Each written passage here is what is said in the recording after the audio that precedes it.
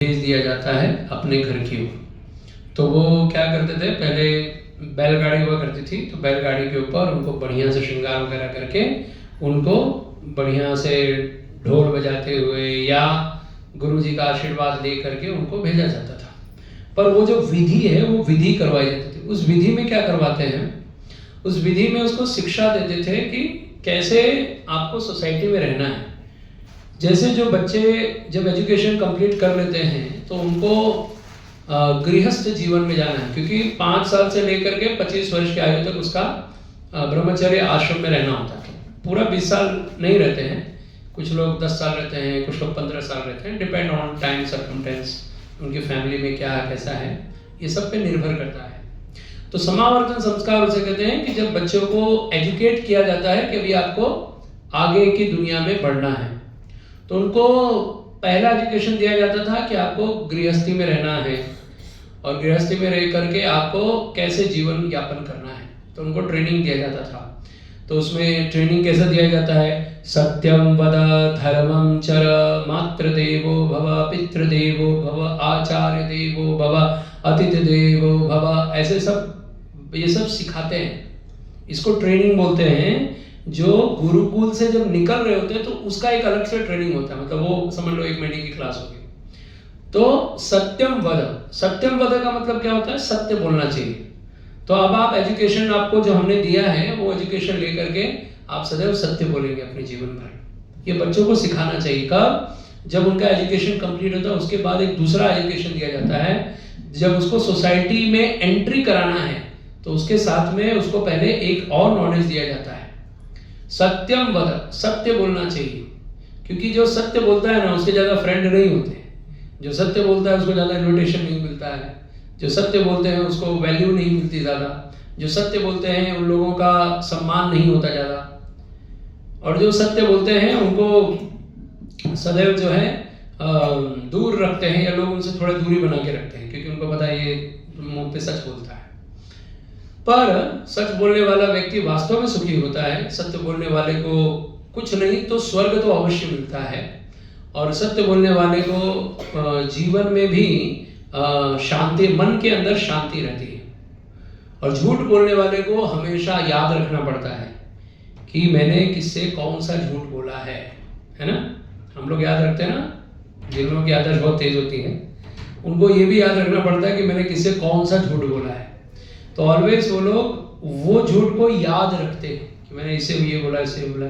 झूठ बोलने वाला व्यक्ति हमेशा डरा हुआ रहता है। झूठ बोलने वाला व्यक्ति कभी भी देखने को सुखी पाया जाता है, पर वास्तव में अंदरूनी रूप से बहुत दुखी और बहुत डरा हुआ रहता है। तो इसलिए सत्यम वद, बहुत एक्सप्लेनेशन है, डिटेल एक्सप्लेनेशन है सत्यम वद।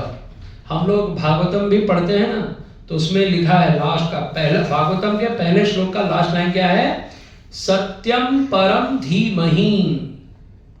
सत्यम परम धीमहि, हम सत्य का ध्यान करते हैं। और लोग भक्ति में भी रह के अगर झूठ बोलेंगे तो सोचो उनका जीवन क्या बीतेगा, उनको भगवान कैसे मिलेंगे। जिस भगवान का आरंभ में अगर ज्ञान प्राप्त करना है तो उसमें लिखा है कि जो सत्य का ध्यान करता है, मैं सदैव सत्य का ध्यान करूंगा। भक्ति में केवल सत्य का जीवन होना चाहिए, सत्य ही जीवन होना चाहिए, सत्य ही हमारा लक्ष्य होना चाहिए। यदि सत्य हमारा लक्ष्य नहीं है और सत्य के ऊपर चलने की आदत नहीं है हमें, तो जो व्यक्ति कहते हैं कि who is the humble devotee, कौन नम्र भक्त है। नम्र भक्त वही है जो सत्य बोलता है, जो सच बोलता है वो नम्र भक्त है। जो झूठ बोलता है, जो धोखा देता है, वो कभी भी नम्र भक्त नहीं है। और भगवान कहते हैं कि अगर आपको भगवान के पास जाना है, भगवत धाम जाना है, तो वो जाने का जो पहला सीढ़ी है वो है नम्रता, और नम्रता का पहला सीढ़ी है सत्यता। तो इसीलिए जिसके जीवन में सत्य है वही नम्र है, और जो नम्र है वही भगवत धाम आरंभ करता है जाना। तो जब तक व्यक्ति अपने जीवन में सत्य को नहीं अपनाएगा, सत्य बोलना नहीं जानता, सत्य बोलने से डरता है, या उसको लगता है कि अगर मैं सच बोल दूंगा तो मेरा सब खत्म हो जाएगा, यानी जिसको झूठी दुनिया में जीने की इच्छा है अभी भी, तो भगवत धाम कैसे जाएगा? Can you imagine? हम लोग बोलते हैं ना कि वो शाश्वत धाम है। शाश्वत मतलब वो सत्य है, वो कभी खत्म नहीं होता, और झूठ एक ना एक दिन पकड़ा जाता है। तो जो झूठ बोलता है और शाश्वत धाम में रहने की बात कर रहा है, आपको नहीं लगता कि इसमें डिफरेंस है? तो अगर कोई गुरु भी हो, कोई महान, हम किसी को भक्त मानते हो, और वो झूठ बोलता रहता है, हर बात पे झूठ बोलता है, ऐसे व्यक्ति कभी विश्वसनीय हो ही नहीं सकते। तो इसलिए जो जीवन में स्वयं भी अगर झूठ बोलता है, अभी जैसे मैं हूं, तो मान लो लोग तो मुझे विश्वास करेंगे कि भाई हाँ ये तो सत्य बोलते होंगे, पर मैं दुनिया से झूठ बोल रहा हूं, तो इसका परिणाम ये होगा कि भले ही मेरा कोई जूनियर होगा जिसको मैंने भक्ति के बारे में थोड़ा बहुत बताया है, वो भक्ति करके भगवत धाम चला जाएगा, लेकिन मैं यहीं रह जाऊंगा। फिर मैं बोलूँगा देखा हमने लोगों को कितना प्रचार किया, सब भगवत धाम गए, और आप नहीं, अभी मुझे टाइम है और लोगों का उद्धार करना है। तो इसलिए सत्य बोलने वाला व्यक्ति स्वयं सत्य का पालन करना चाहिए। सिर्फ बोलने से सत्य का पालन नहीं होता है, सत्य को जीवन में उतारना बहुत कठिन, इतना सरल नहीं है। हर बार परीक्षा होती है सत्य की, और सत्य की परीक्षा ऐसे ही होती है। इसलिए सत्यम वद धर्मम चर, धर्म के ऊपर ही चलना है, कभी अधर्म का रास्ता नहीं चुनना है। ये सब समावर्तन संस्कार में सिखाया जाता है बच्चों को कि सदैव धर्म पर टिके रहो। अगर कोई कहे कि तुम्हें अपना धर्म पालन तुम छोड़ दो, मैं तुम्हें सारी सुख सुविधा दे दूंगा, लेकिन अगर तुम अपने धर्म की बात करोगे तो मैं तुम्हारा गला काट दूंगा, तो बोलो तुम्हें क्या मंजूर है? तो हम लोग को क्या चुनना चाहिए? ठीक है ऐश्वर्यम दे दो। हाँ, बोलने के लिए है कि हाँ हम तो सर कटवा देंगे। अभी ज्यादा नहीं, कनपट्टी पे कोई बंदूक रख दे तो देखो वो तो छोड़ो, अभी बोल देंगे प्रसाद नहीं मिलेगा तो सब लाइन में आ जाएंगे। ये है हमारी स्थिति, और हम बातें करते कि हम सर कटा सकते हैं लेकिन सर झुका सकते नहीं। अरे सर को बचाए रखने के लिए इतना आसान नहीं है, तो बहुत आसानी से सर झुका देते हैं, पैसे दे दो सब सत्य है।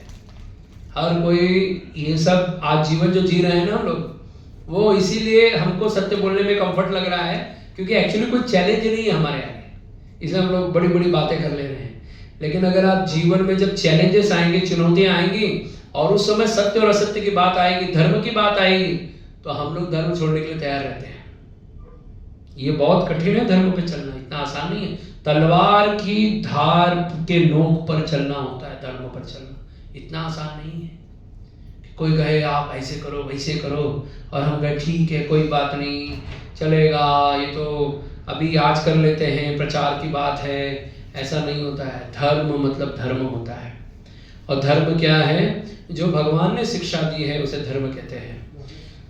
भगवान कहते हैं कि जो धर्म है वो मैं हूं, सत्य भी मैं हूं, धर्म भी मैं हूं। सत्यम वद धर्मम चरा, तो जो धर्म है वो भगवान है।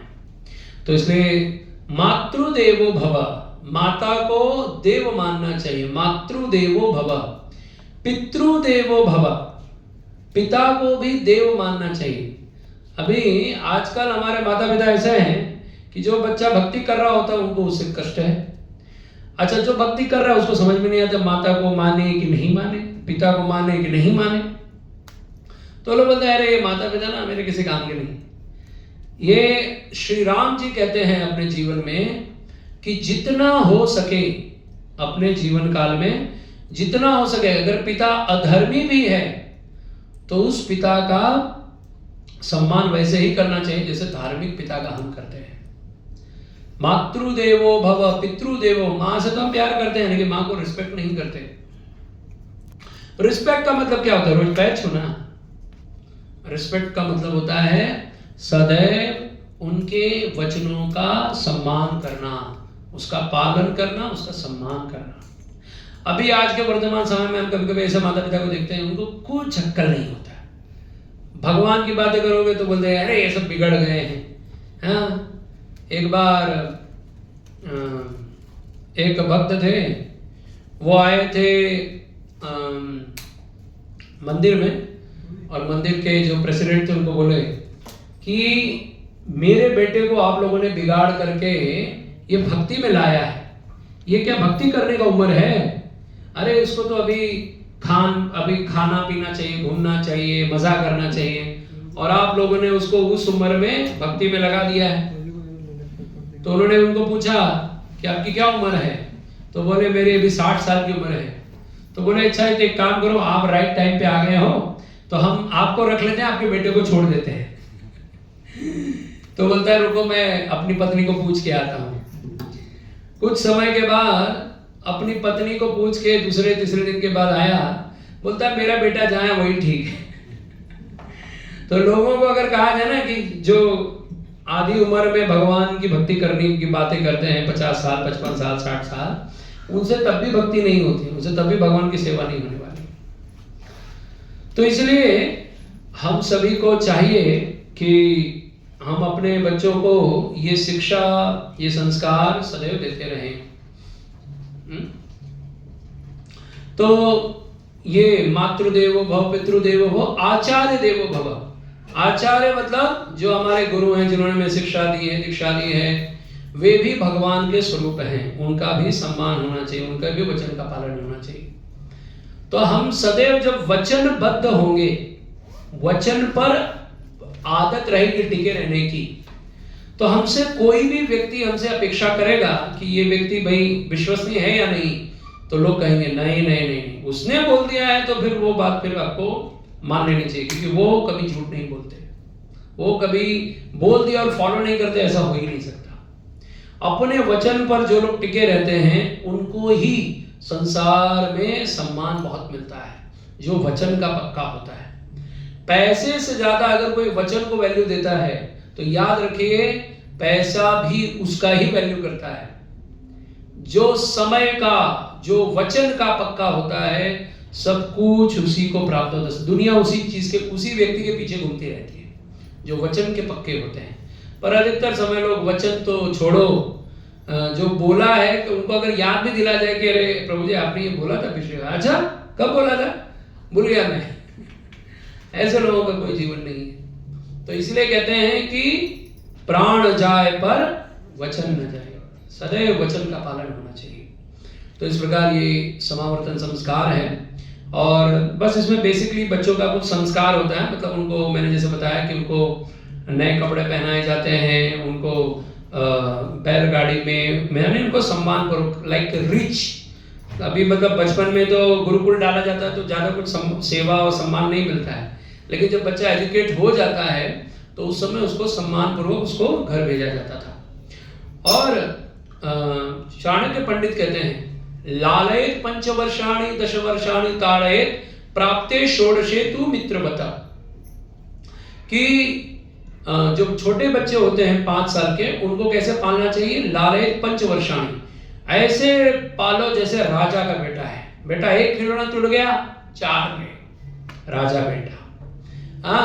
और 10 वर्षाणि ताड़येत, मतलब जब बच्चे 8-10 साल के हो जाते हैं और नहीं सुनते हैं तो बढ़िया से एक खिलौना तोड़ा, ये ले वो ले, ऐसे उनकी खूब पिटाई करनी चाहिए, जिससे वो बच्चे जो है महान बनेंगे। अगर आप अपने बच्चों की पिटाई नहीं कर रहे मतलब उनको महान बनने से रोक रहे हैं आप। उसके बाद में अगला एक होता है जो 16 वर्ष के बाद में प्राप्ते षोडशे तु मित्रवता, जब बच्चे 16 वर्ष के हो जाते हैं तो उनको सम्मान देना चाहिए या उनके हिसाब से बात करना चाहिए। अब मत उनको डांटो, मत उनको डराओ, मत उनको धमकाओ, मत उनको मारो। अगर आपने ये सब किया वो बच्चे आपसे दूर हो जाएंगे। तो हमारा जो समाज है ये उल्टा ही चलता है। तो इसलिए समावर्तन संस्कार उन्हीं बच्चों का होता है जो 16 वर्ष के ऊपर हो जाते हैं। तो 16 से 20 वर्ष के ऊपर होते हैं, ऐसे बच्चों को क्या शिक्षा दिया जाता है, सम्मान पूर्वक उनको बिठाया जाता है, उनसे बातें की जाती हैं, उनको हर बातें समझाई जाती हैं ताकि वो अपना जीवन जो है वो आगे लेके जाए। और इसीलिए जो बच्चे होते हैं वो समझदार हो पाते हैं। तो ये समावर्तन संस्कार इस प्रकार से कार्य होता है। और अब चलते हैं हम विवाह संस्कार के ऊपर। अगले 55 मिनट हैं हमारे पास जिसमें हम विवाह संस्कार के विषय में विस्तार से चर्चा करेंगे।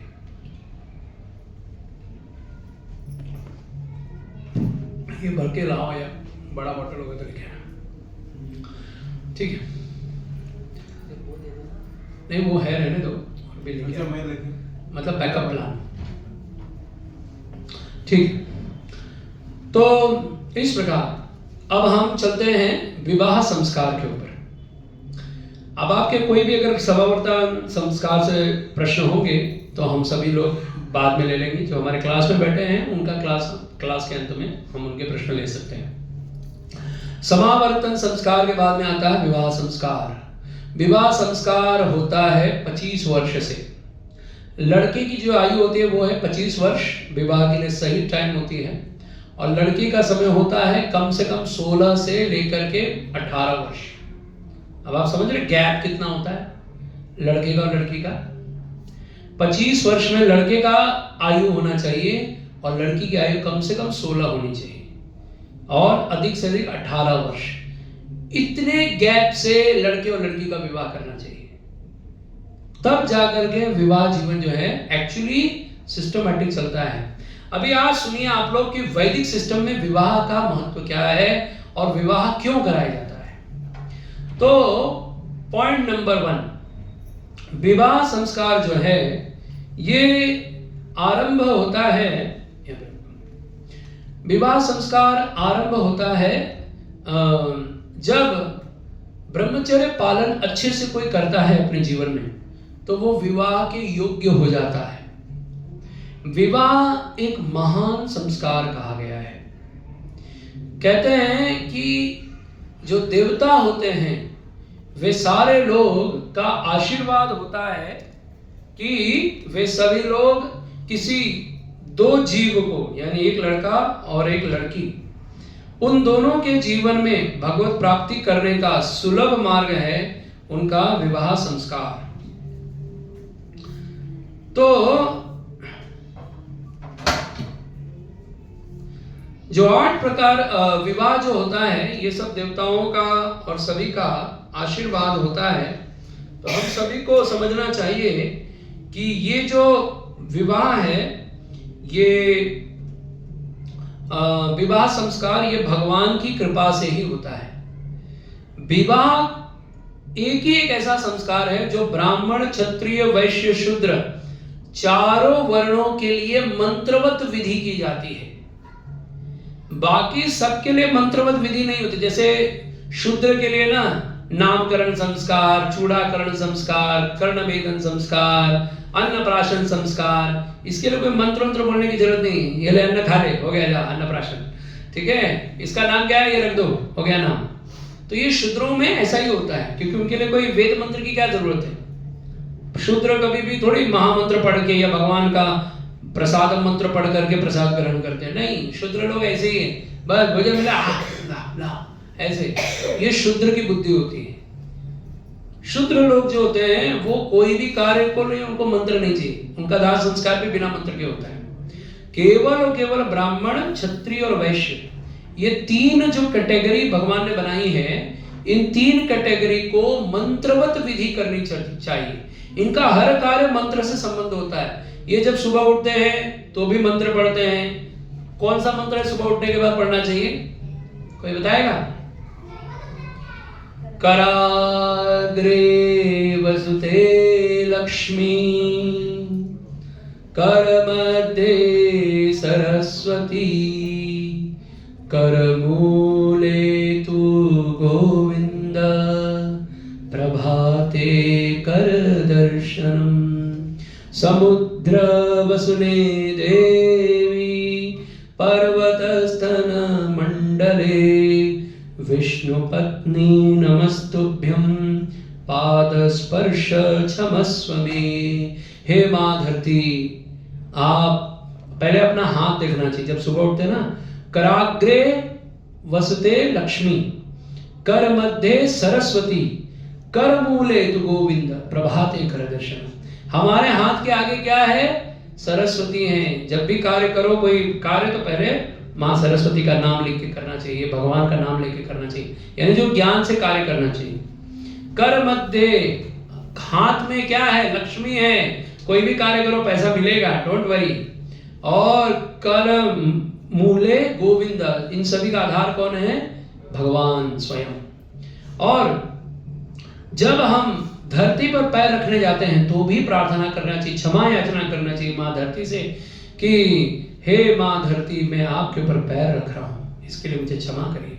आप तो समुद्र वसुने देवी, समुद्र को धारण करने वाले हैं, और पर्वत स्तन मंडली, पर्वतों को भी आप अपने ऊपर धारण करती हैं, और आप विष्णु भगवान की पत्नी हैं, और मैं आपके ऊपर पैर रख रहा हूँ, मुझे इसके लिए क्षमा कीजिए।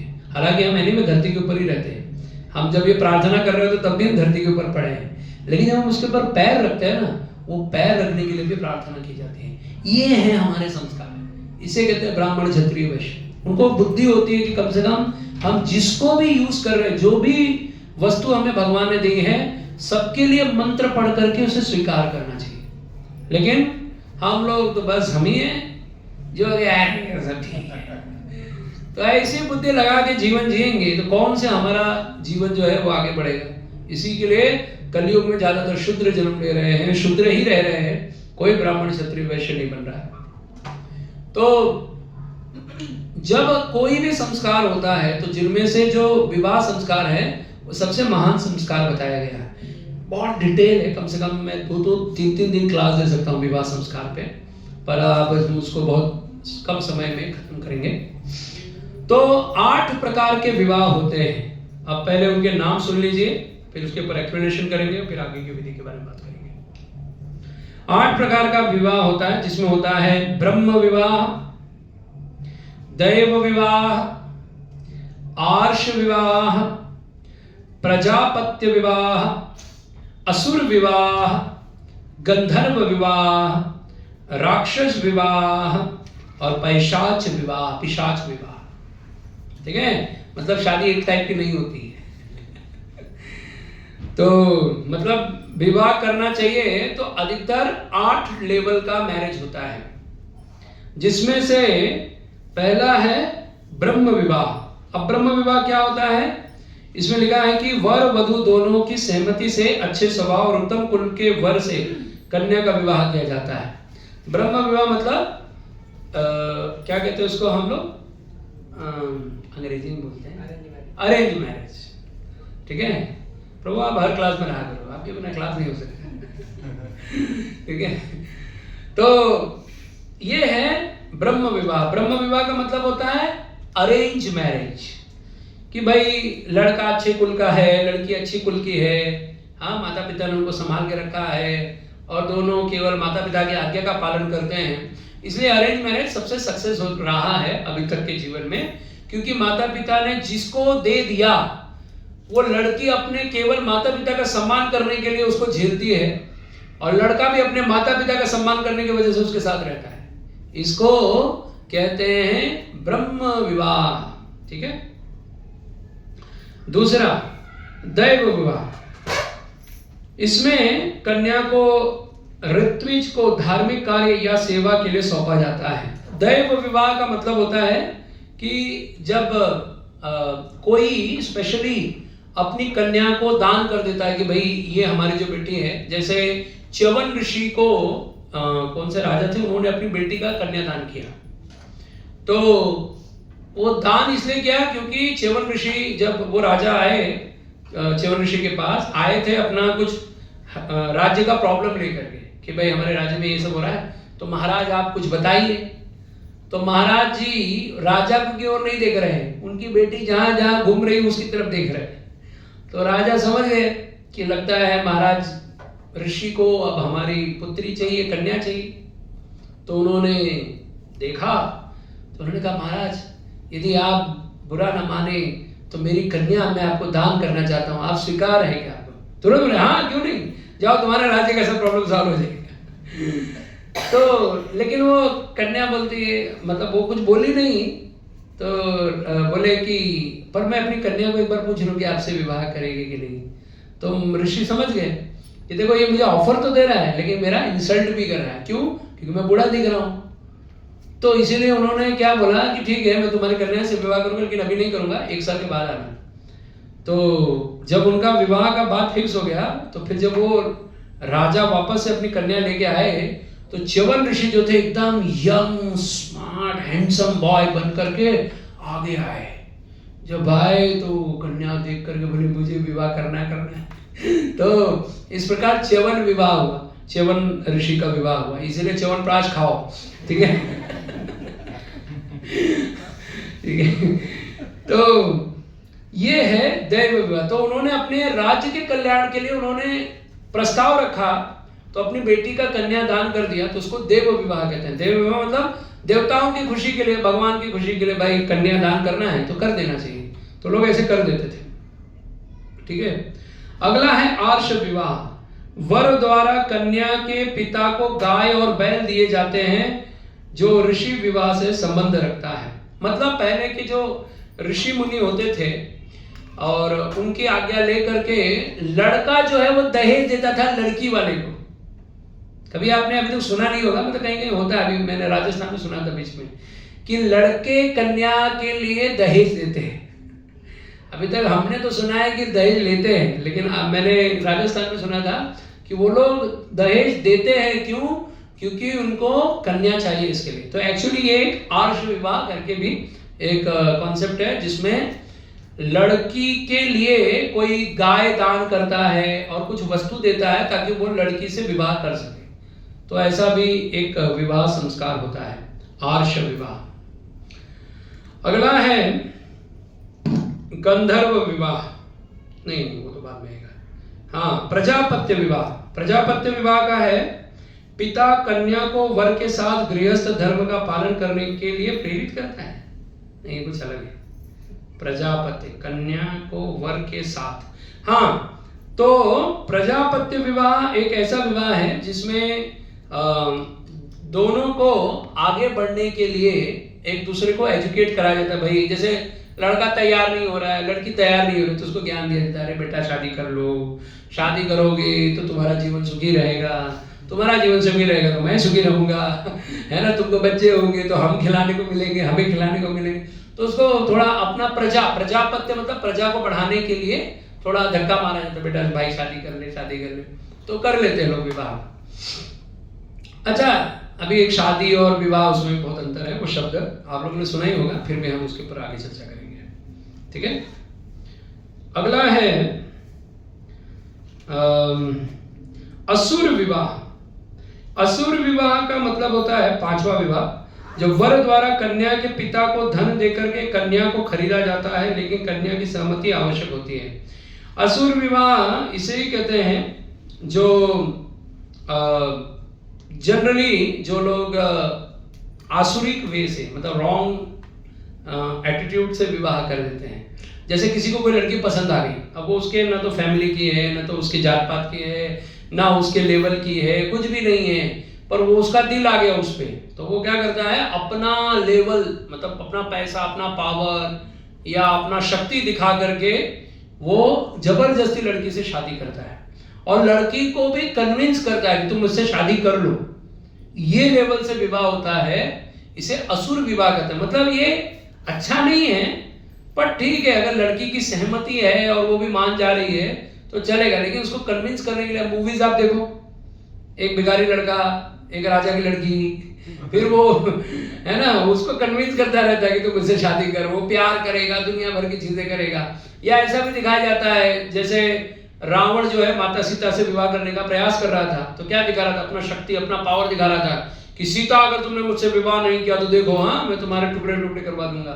तो ऐसे करके लोग असुर विवाह भी करते हैं, असुर विवाह भी होता है। मतलब ये सब इसको ये परमिट किया हुआ है। ठीक है। फिर है गंधर्व विवाह, जिसमें वर और वधू दोनों की सहमति होती है, लेकिन माता पिता की सहमति आवश्यक नहीं होती। ये भी परमिशन है, इसलिए कुछ लोग बोलते हैं ना कि अरे माँ बाप का आशीर्वाद नहीं हुआ तो तुम शादी नहीं कर सकते। नहीं कर सकते। ये विवाह कैसा है, गंधर्व विवाह, you love me I love you, चलो हो गया शादी। एक दूसरे को माला पहनाया, अभी रघुपति ने मुझे पहना तो एक दूसरे को माला पहना दिया, हो गया विवाह। It's like marriage, it's not required कि हर बार वेद मंत्र पढ़े जाए, ऐसा जरूरी नहीं है। ऐसा भी विवाह हो सकता है, ये हमारे शास्त्र में लिखा है। कुछ लोग बोलते होंगे कि यार ऐसे कैसे शादी हो जाता है। शादी कई प्रकार से हो सकता है, विवाह कई प्रकार से हो सकता है, ये हमारे शास्त्रों में लिखा है। अब इसका अभी आप देखो, इसका उदाहरण कौन है, जब महाभारत में आप देखोगे तो गंगा जी से इन्होंने शांतनु ने विवाह किया, तो दोनों ने आपस में सहमत किया। किसी से पूछा गया कि भाई मैं शादी करूँ कि नहीं करूँ, उसने ये प्रस्तावना रखा है, ऐसा करूँ ऐसा करूँ, नहीं बस you love me I love you, हो गया शादी। कितने बार कोई राजा चलते चलते जंगल में उनको कोई कन्या दिख गई तो उसको बोला अरे तुम तो बड़ी सुंदर हो, तुम मुझसे विवाह करोगी क्या? तो लड़की भी देखती थी ये राजा है, राजा का बेटा है, एनीवे बहुत सुंदर है, हैंडसम है, पावरफुल है, चलो इसे शादी कर लेते हैं। तो दोनों एक दूसरे को उधर ही माला एक्सचेंज कर लेते हैं, हो गया शादी, जाओ सीधा लेके आ जाते थे, क्या चाहिए मेरी पत्नी है करके। तो इसीलिए जो मुख्य रानी होती थी, मुख्य पट रानी बोलते हैं जिसको, वो अरेंज मैरिज से ही होती थी कि भाई इसके पिता उसके पिता की सहमति से विवाह होता है। लेकिन राजा लोग ज्यादातर जो अधिक विवाह करते थे ना, वो जरूरी पूरा विधिवत विधि से करते थे। कहीं बस ऐसी पसंद आ गई, कहीं सामने से लड़की पसंद कर रही कि भाई मुझे आपसे विवाह करना है, और राजा देखता था भाई मेरे लेवल की है, तो वो लोग विवाह कर लेते थे। ऐसा भी विवाह होता है। तो ये है गंधर्व विवाह, ठीक है। अब आजकल यही विवाह ज्यादा हो गया है। फिर है राक्षस विवाह, बलपूर्वक या धोखे से किया जाता है, जिसमें वधु की इच्छा के विरुद्ध विवाह किया जाता है। अब राक्षस विवाह कैसा है, जैसे भगवान के इसका रुक्मिणी का विवाह, उसको राक्षस विवाह बोलते हैं। राक्षस विवाह कैसा है, ये क्षत्रिय लोग ज्यादातर करते हैं। राक्षस विवाह कैसे करते हैं वो लोग कि एक दूसरे को मतलब जीतते थे और उसकी बेटी को उठा के लेके जाते थे कि भाई चल तुम इसको तो मैं लेके जाके विवाह करूंगा। क्यों? क्योंकि मैं शक्तिशाली राजा हूं और मैं सबको डिफीट कर सकता हूं, हरा सकता हूं। तो हालांकि रुक्मिणी स्वयं भगवान कृष्ण को लेटर लिखी थी कि मुझे आके किडनैप करके लेके जाओ, पर एक्चुअली पहले भी ऐसे भी विवाह होता था कि किडनैप करके लड़की को लेके जाते थे और विवाह कराते थे। इसका और एक उदाहरण क्या है, महाभारत। उसमें क्या है, जब भीष्म पितामह अंबा, अंबिका, अंबालिका ये तीनों को काशी नरेश से वो स्वयंवर में उनको इनविटेशन नहीं दिया, तो उनको बहुत गुस्सा आया भीष्म पितामह को कि भाई हमारे राजाओं के लोगों को तुमने, हस्तिनापुर को जो पूरे साम्राज्य को कंट्रोल करता है, पूरे देश को, तुमने उसको ही मतलब राजधानी को ही इनविटेशन नहीं दिया, बाकी पूरे राज्य को इनविटेशन दिया, तो ऐसे कैसे चलेगा? तुमने हमारा अपमान किया है। तो वे आए और उन्होंने सीधा सबको चैलेंज किया, अगर तुम लोग अगर किसी में दम है तो आप मुझसे युद्ध करो। किसी में हिम्मत नहीं बढ़े, सबने बोला नहीं हम कुछ नहीं कर रहे, ले जाओ। स्वयंवर विवाह हो रहा था, लेकिन जब स्वयंवर विवाह तो अंबा, अंबिका, अंबालिका को क्यों लेके जा रहे थे? क्योंकि उनके दो पुत्र थे। कौन थे दो? विचित्रवीर और क्या था नाम दूसरा? हाँ, चित्रांगद और विचित्रवीर, चित्ररथ, और दूसरा नाम कोई नहीं जानता है। चित्ररथ प्रभु जी बता रहे हैं, ठीक है। तो इस प्रकार दो प्रकार से दो राजाओं के लिए 3 कन्याओं को लेके जा रहे थे। बाद में मालूम पड़ा कि एक का ऑलरेडी अफेयर है, तो भीष्म पितामह ने उसे फिर छोड़ दिया, बोला कोई बात नहीं जाओ। तो इस प्रकार से अंबिका और अंबालिका के द्वारा ही ये 2 पुत्र हुए, पांडु और ये धृतराष्ट्र, ऐसे 2 विवाह। तो ये भी ऐसे भी विवाह हुए हैं कि मतलब सीधा अपहरण करके लेके जाते थे। ऐसा नहीं कि आपके मन में है कि शादी होगी तो चलेगा नहीं, ये तो ऐसे भी हुए, लेकिन ये मोस्टली सिर्फ क्षत्रिय राजा करते थे, ब्राह्मणों का ऐसा विवाह नहीं होता था, ठीक है। और लास्ट में है पिशाच विवाह। ये पिशाच विवाह ये जो है, अभी इसको सुनिए, ये कौन सा विवाह है? यह विवाह सबसे निम्न माना जाता है जिसमें स्त्री की सहमति के बिना शारीरिक संबंध बनाए जाते हैं। मतलब अगर लड़की प्रेग्नेंट है और उससे विवाह कर रहे हैं, ये भी एक विवाह है।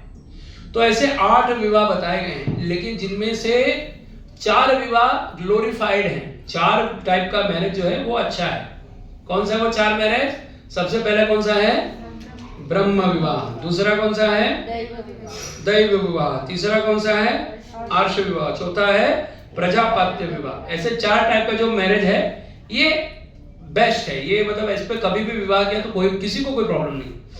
लेकिन 2 ऐसा शादी है जो एक्सेप्टेबल है, मतलब ठीक है, चल जाएगा। वो कौन सा है? गंधर्व विवाह।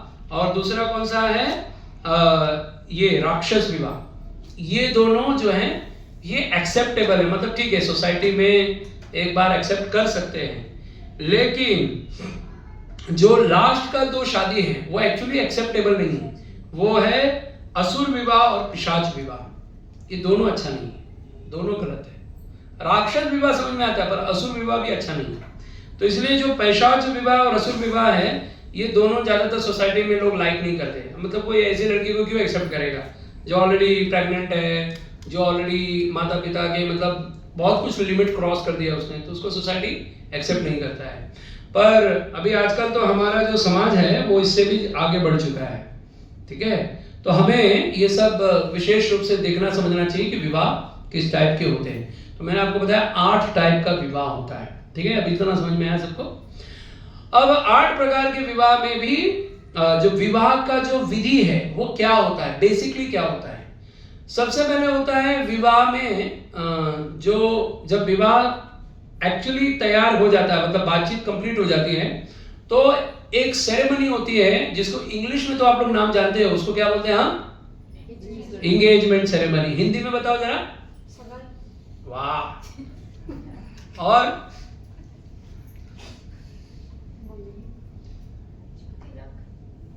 हाँ, अपने गांव का। और सगाई। प्रभु जी, सगाई हिंदी वर्ड नहीं है। गुजराती है, गुजराती नहीं, गुजराती भी नहीं, उर्दू शब्द है। हाँ, मंगनी। मंगनी मतलब मांगनी, मांगनी। मंगनी का मतलब क्या होता है? मांगनी, मैंने मांगा है भाई मुझे दे दो, इसलिए मंगनी कहते हैं। और हाँ, कुछ है? हाँ माता जी, कोई बोल रहा है? रोका। रोका मतलब रोक दिया, इसको रोका बोलते हैं, ठीक है। अब ये दिल्ली और हरियाणा वहां का है रोका, ठीक है।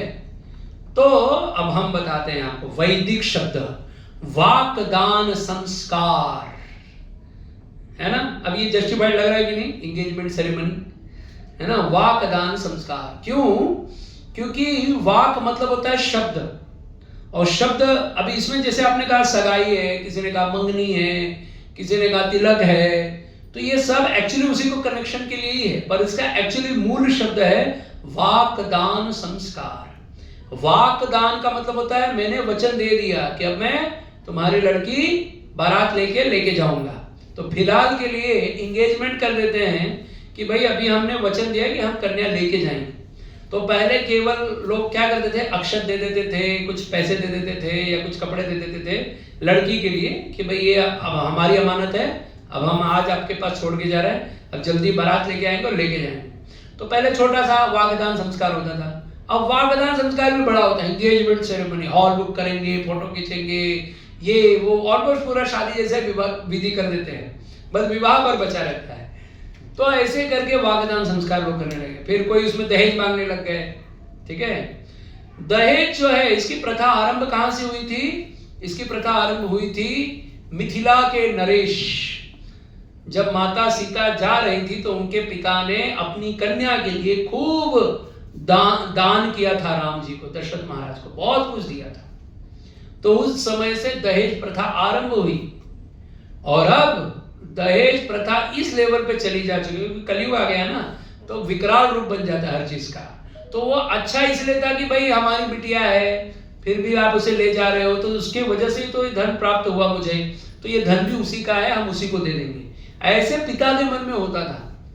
अभी पिता के मन में हो या ना हो, लड़के के पिता के मन में जरूर होता है कि तुम्हारी बेटी ही लक्ष्मी है, तो तुम्हारे पास जितनी लक्ष्मी है सब मुझे दे दो। तो इसलिए इतना मुंह खोलते हैं। अब भी रिसेंट में मुझे कुछ हफ्ते 10 दिन पहले कॉल आया था, लड़की भी गवर्नमेंट जॉब करती है, लड़का गवर्नमेंट जॉब करता है। तो लड़का गवर्नमेंट जॉब करता है, उसके लिए उसके माता पिता कहते हैं कि भाई हमारा लड़का है तो गवर्नमेंट जॉब करता है, तो हम दहेज लेंगे। तो बोला अच्छा कितना लेंगे? तो कितना है आप सुनोगे, आपका कान गिर जाए। 55 लाख रुपए, 55 लाख रुपीस। और उसके पिता ने हाँ भी बोल दिया कि मैं दे दूंगा। और वो लड़की बोलती है कि प्रभु जी आप बताओ कि मैं विवाह करूँ कि नहीं करूँ। मैं बोला क्यों करूँगी? मैं बोला उसको बोल, तो फिर सैलरी में अपना पूरा अपने माता पिता को दूंगी, चलेगा ना, कोई प्रॉब्लम नहीं है। और फिर मैंने बोला लेकिन वो लोग 55 लाख का करना क्या चाहते हैं जो मांग रहे हैं? तो बोलते इसलिए मांग रहे हैं, और वो कहते हैं कि ये 55 लाख हम आपकी बेटी के अकाउंट में रखेंगे, हम अपने पास नहीं लेंगे। तो मैंने बोला तो बोल दो कि बेटी का अकाउंट में रखा हुआ है। तो इस प्रकार से लोग दहेज मांगते हैं। तो ये जो वाकदान संस्कार है ये इसलिए किया जाता था कि अमानत के रूप में कि भाई अब ये हमारी बिटिया हो चुकी है, अब विवाह का शुभ मुहूर्त निकलते ही हम इसे ले जाएंगे, बस इतना ही होता है। इसी को एंगेजमेंट सेरेमनी, इसके लिए इतना तामझाम करने की जरूरत नहीं। अब उसमें फिर लोग आते हैं तो फिर ब्राह्मण से पूछते थे आप ही बताइए पंडित जी क्या करें, तो पंडित जी को भी कुछ काम तो रहता नहीं है, तो बोलते ठीक है लाओ मैं कुछ विधि कर देता हूँ। तो उसमें एंगेजमेंट सेरेमनी में क्या करते हैं, गणपति पूजा करते हैं, कलश पूजा, नवग्रह पूजा, ये सब करके उन दूसरों को फिर माला वाला पहनाना, तिलक लगाना और एक दूसरे को गिफ्ट देना। मतलब लड़की वाले लड़के को कपड़े देंगे, फल देंगे, मिठाई देंगे, ये सब वस्तु उसको देते हैं। फिर लड़की आती है, लड़की की पूजा करते हैं, या लड़की की तो लड़के की माँ लड़की को अगेन उसको तिलक करती है, हार पहनाती है और उसको कपड़े देती है, मिठाई देती है, फल देती है, ज्वेलरी देती है, या नहीं भी है तो शादी के बाद देती है। तो ऐसा मतलब एनीवे देते हैं ये सब, तो ये सब देने का विधान है। तो इसलिए ये जो विवाह संस्कार में इसको वाकदान संस्कार के पहले कुछ वस्तु का आदान प्रदान करते हैं ताकि रिलेशन को और गहरा बनाया जाए। देखिए हमारे शास्त्रों में भी है, ददाति प्रतिगृह्णाति गुह्यम आख्याति पृक्षति भुंक्ते भोजते चैव षड्भिर भक्ति प्रसिद्धति। कुछ देना चाहिए, कुछ लेना चाहिए। गिफ्ट हमेशा देते लेना चाहिए, ऑलवेज सिर्फ लेते नहीं रहना चाहिए, ऑलवेज सिर्फ देते ही नहीं रहना चाहिए। भले आप अगर किसी की कैपेसिटी भाई ज्यादा की नहीं है तो थोड़ा ही सही कुछ तो दे दो। हम किसी के घर जाते हैं ना, कभी कुछ लेके जाना चाहिए, खाली हाथ कभी नहीं जाना चाहिए। क्योंकि रिलेशन को बड़ा करना है ना, तो रिलेशन को देने भी आना चाहिए और लेने भी आना चाहिए। जब हम किसी के घर जाते हैं उससे भले आप पैसे जरूरी नहीं हर किसी के पास होगा, कुछ वस्तु दे दो, कुछ नहीं तो फल दे दो, कुछ तो दे दो, पर देना चाहिए। कुछ देना ही नहीं हमें, ये एटीट्यूड बहुत गंदा है। और लेने की भावना से कभी नहीं जाना चाहिए। अब मैं जा रहा हूँ, इतना सब सामान, इतना महंगा महंगा सामान खरीद के जा रहा हूँ, अब इसने कुछ नहीं दिया तो फिर यार मेरा तो लॉस हो जाएगा, ऐसी भावना से भी नहीं जाना चाहिए। देना भी चाहिए और लेना भी चाहिए। तो ये जो देने लेने की वृत्ति, यही वाकदान संस्कार है। ठीक, अब यहाँ तक हम कंप्लीट कर गए। अब आगे बढ़ते हैं। वाकदान संस्कार के बाद में आता है शुभ मुहूर्त लेकर के विवाह समय, विवाह संस्कार। विवाह संस्कार जो है ये एक्चुअली आरंभ होता है जनरली ये कार्तिक महीना जब संपन्न होता है, कार्तिक महीना बीतता है तो वही अक्टूबर नवंबर से विवाह आरंभ होता है, जो वैशाख मास से लेकर के ज्येष्ठ मास तक विवाह होता है। यानी अभी जो महीना चल रहा है यहां तक विवाह का समय होता है। पूरे 6 महीने मैरिज के लिए बहुत अच्छा टाइम माना गया है। कार्तिक से स्टार्ट करते हैं। कार्तिक के बाद कौन सा महीना आता है? अरे कार्तिक के बाद कौन सा महीना आता है? हाँ, मार्गशीर्ष, मार्गसर, अगहन को हिंदी में क्या बोलते हैं? अरे वाह, इससे पता चलता हम कितने आगे हैं। हाँ, तो कार्तिक के बाद आता है मार्गशीर्ष, ठीक है। मार्गशीर्ष के बाद में आता है पौष, पौष के बाद आता है माघ, फिर आता है फाल्गुन, फिर फाल्गुन के बाद क्या आता है? चैत्र, फिर अगेन वैशाख, फिर ज्येष्ठ। तो फाल्गुन महीना बीच में एक महीना रहता है जिसमें होली के समय जब आता है तो कुछ लोग उसके पहले या कुछ लोग उसके बाद विवाह नहीं करते, वो 1 आध महीने का गैप जाता है। पर बाकी जनरली फुल टाइम पूरा विवाह का मुहूर्त ही मुहूर्त होता है, ठीक है। तो ऑलमोस्ट पूरे ऐसे 6 महीने में लगभग कुछ 100 मुहूर्त निकलते हैं, अंदाजा मेरा जहां तक एक्सपीरियंस है 100 मुहूर्त निकलते हैं। वो मुहूर्त कैसे निकलते पता है? क्योंकि हमने इतने विवाह लगभग साल भर में हम करा देते हैं 100 विवाह करा देते हैं। तो अभी 10 साल हो गया है तो ऑलमोस्ट 1000 से ज्यादा विवाह करा चुका हूं मैं।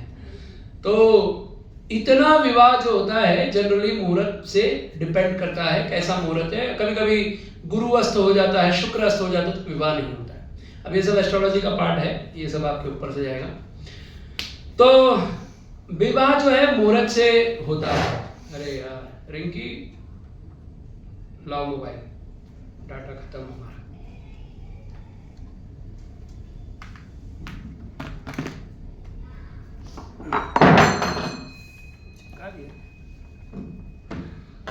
हरे कृष्णा कृष्णा कृष्णा हरे हरे, हरे राम राम राम हरे हरे, हरे कृष्णा जोरदार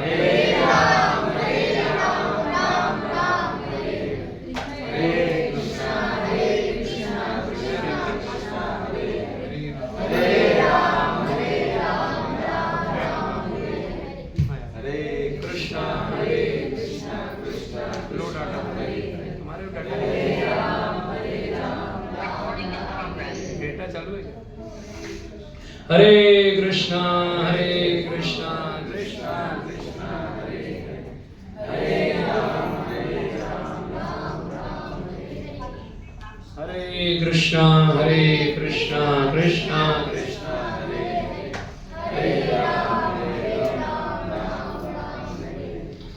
ठीक है। तो यहाँ पर विवाह का आरंभ जब होता है समय पर, तो इन्हीं महीनों से आरंभ होता है। कार्तिक महीने से लेकर के पूरे ज्येष्ठ मास तक होता है। फिर ज्येष्ठ मास के बाद आता है आषाढ़, श्रावण, फिर भाद्रपद और अश्विन मास। तो ये 4 महीने में, जिसको चतुर्मास कहते हैं, जिसमें विवाह ये रहता है, वर्षा का समय रहता है। तो जब वर्षा होती है ना, तो ज्यादातर कोई मुहूर्त वगैरह नहीं कीजिए। उसके कई कारण हैं। पहला कारण ये है कि अग्नि जलाने में दिक्कत होती है, क्योंकि लकड़ी नहीं मिलता है सूखा। पहला पॉइंट तो ये, उसमें कीड़े मिलते हैं, जिसकी वजह से बहुत जीवों की हत्या हो जाती है, इसलिए उस समय यज्ञ वगैरह नहीं किया जाता। और दूसरा होता है, चतुर्मास में ट्रैवल करना इतना इजी नहीं होता है। पहले, अब तो भाई हमारे पास ट्रांसपोर्टेशन सिस्टम है, पर पहले के समय में अभी आज भी देखो हमारा प्रोग्राम है, बहुत कम भक्त आए हैं। क्यों? क्योंकि लोगों को ट्रैवलिंग नहीं जमता है। भाई कीचड़ पिचड़ में कौन जाए, कौन रिस्क ले, फंस गए कहीं पे, ट्रेन बंद हो गया, सब बंद हो गया। तो इसलिए वर्षा ऋतु में जनरली विवाह नहीं कराए जाते हैं। बस इसका यही सब कारण है। बाकी ऐसा नहीं कि मुहूर्त नहीं होता, ऐसे टाइम में भी मुहूर्त मिलते हैं। अगर किसी को इमरजेंसी विवाह करना ही करना है, भाई कोई किसी का वीजा लग गया है और उसको यहाँ से विदेश जाना है, उसको छुट्टी नहीं मिल रही है, तो ऐसे समय में भी विवाह हो सकता है। पर निर्भर करता है कि अगर पॉसिबिलिटी हो तो इन्हीं 6 महीने के अंदर कर लेना चाहिए, उसके बाद में नहीं करना चाहिए। ठीक है। तो ये मैंने आपको लगभग विवाह का मुहूर्त का एक अंदाजा दिया कि विवाह कब होता है, जनरली विवाह कब से कब तक होता है। अब आगे बढ़ते हैं कि जो विवाह होता है उसमें कुछ स्टेप है, वो स्टेप होने बहुत जरूरी है। उसी को ही विवाह कहते हैं। विवाह के विधि होते हैं। अब हम लोग विवाह कराते हैं पूरी विधि को मुंबई जैसे शहर में, तो भी 2-2.5 घंटे में विवाह संपन्न कराते हैं। एक्चुअली विवाह संपन्न होता है 3 दिन, 7 दिन, ऐसे इतने दिनों तक विवाह होता है। अब वो सारा काम सिर्फ 2 घंटे में करते हैं तो आप सोचिए किस टाइप का विवाह होता है। लेकिन एटलीस्ट ये शास्त्रिक है, तो इतना भी हम लोग स्वीकार कर सकते हैं, मान सकते हैं। तो पहला होता है विवाह में कि लोग जो है उनको हल्दी लगाना बहुत जरूरी होता है। तो विवाह के पहले हल्दी की रस्म होती है। वो लड़का और लड़की को इसलिए लगाया जाता है, हल्दी जो होता है वो एक्चुअली हमारे बॉडी में लेप करने से हमारे ऊपर जो भी नेगेटिव कोई एनर्जी है, या साथ ही हमारे ऊपर बहुत मतलब शरीर में किसी प्रकार का कोई दोष है, कोई रोग है, तो केवल हल्दी का मसाज करने से वो सारे दोष चले जाते हैं। इसलिए हल्दी लेपन करते हैं। ठीक है। तो इस प्रकार से ये हल्दी की सेरेमनी होती है। इसको भी 7 दिन से तक किया जाता है। रोज हल्दी में रगड़ा जाता है वो। ठीक है। और हम तो ऐसे कई स्थानों पर गए हैं जहां पर हल्दी जो होता है उसको लगाने की वजह से उसको विवाह कराने तक उसको स्नान नहीं करना है। तो ऐसे राक्षस लोग भी आते हैं विवाह में। तो विवाह में हल्दी की रस्म जो होती है वो जरूरी है, लेकिन उसमें स्नान भी जरूरी है। बिना स्नान के विवाह नहीं होता है। तो मैंने ऐसे कई जगह देखे कि लोग विवाह में स्नान भी नहीं करते, चले आते हैं ऐसे अग्नि में आहुति देने के लिए। ये पॉसिबल नहीं। पहली बात ये समझना चाहिए, विवाह एक संस्कार है, ये एक विधि है। ये 2 आत्माओं का मिलन होने जा रहा है। पर विवाह में इससे ज्यादा लोग केवल एक एंगल पे काम करते हैं।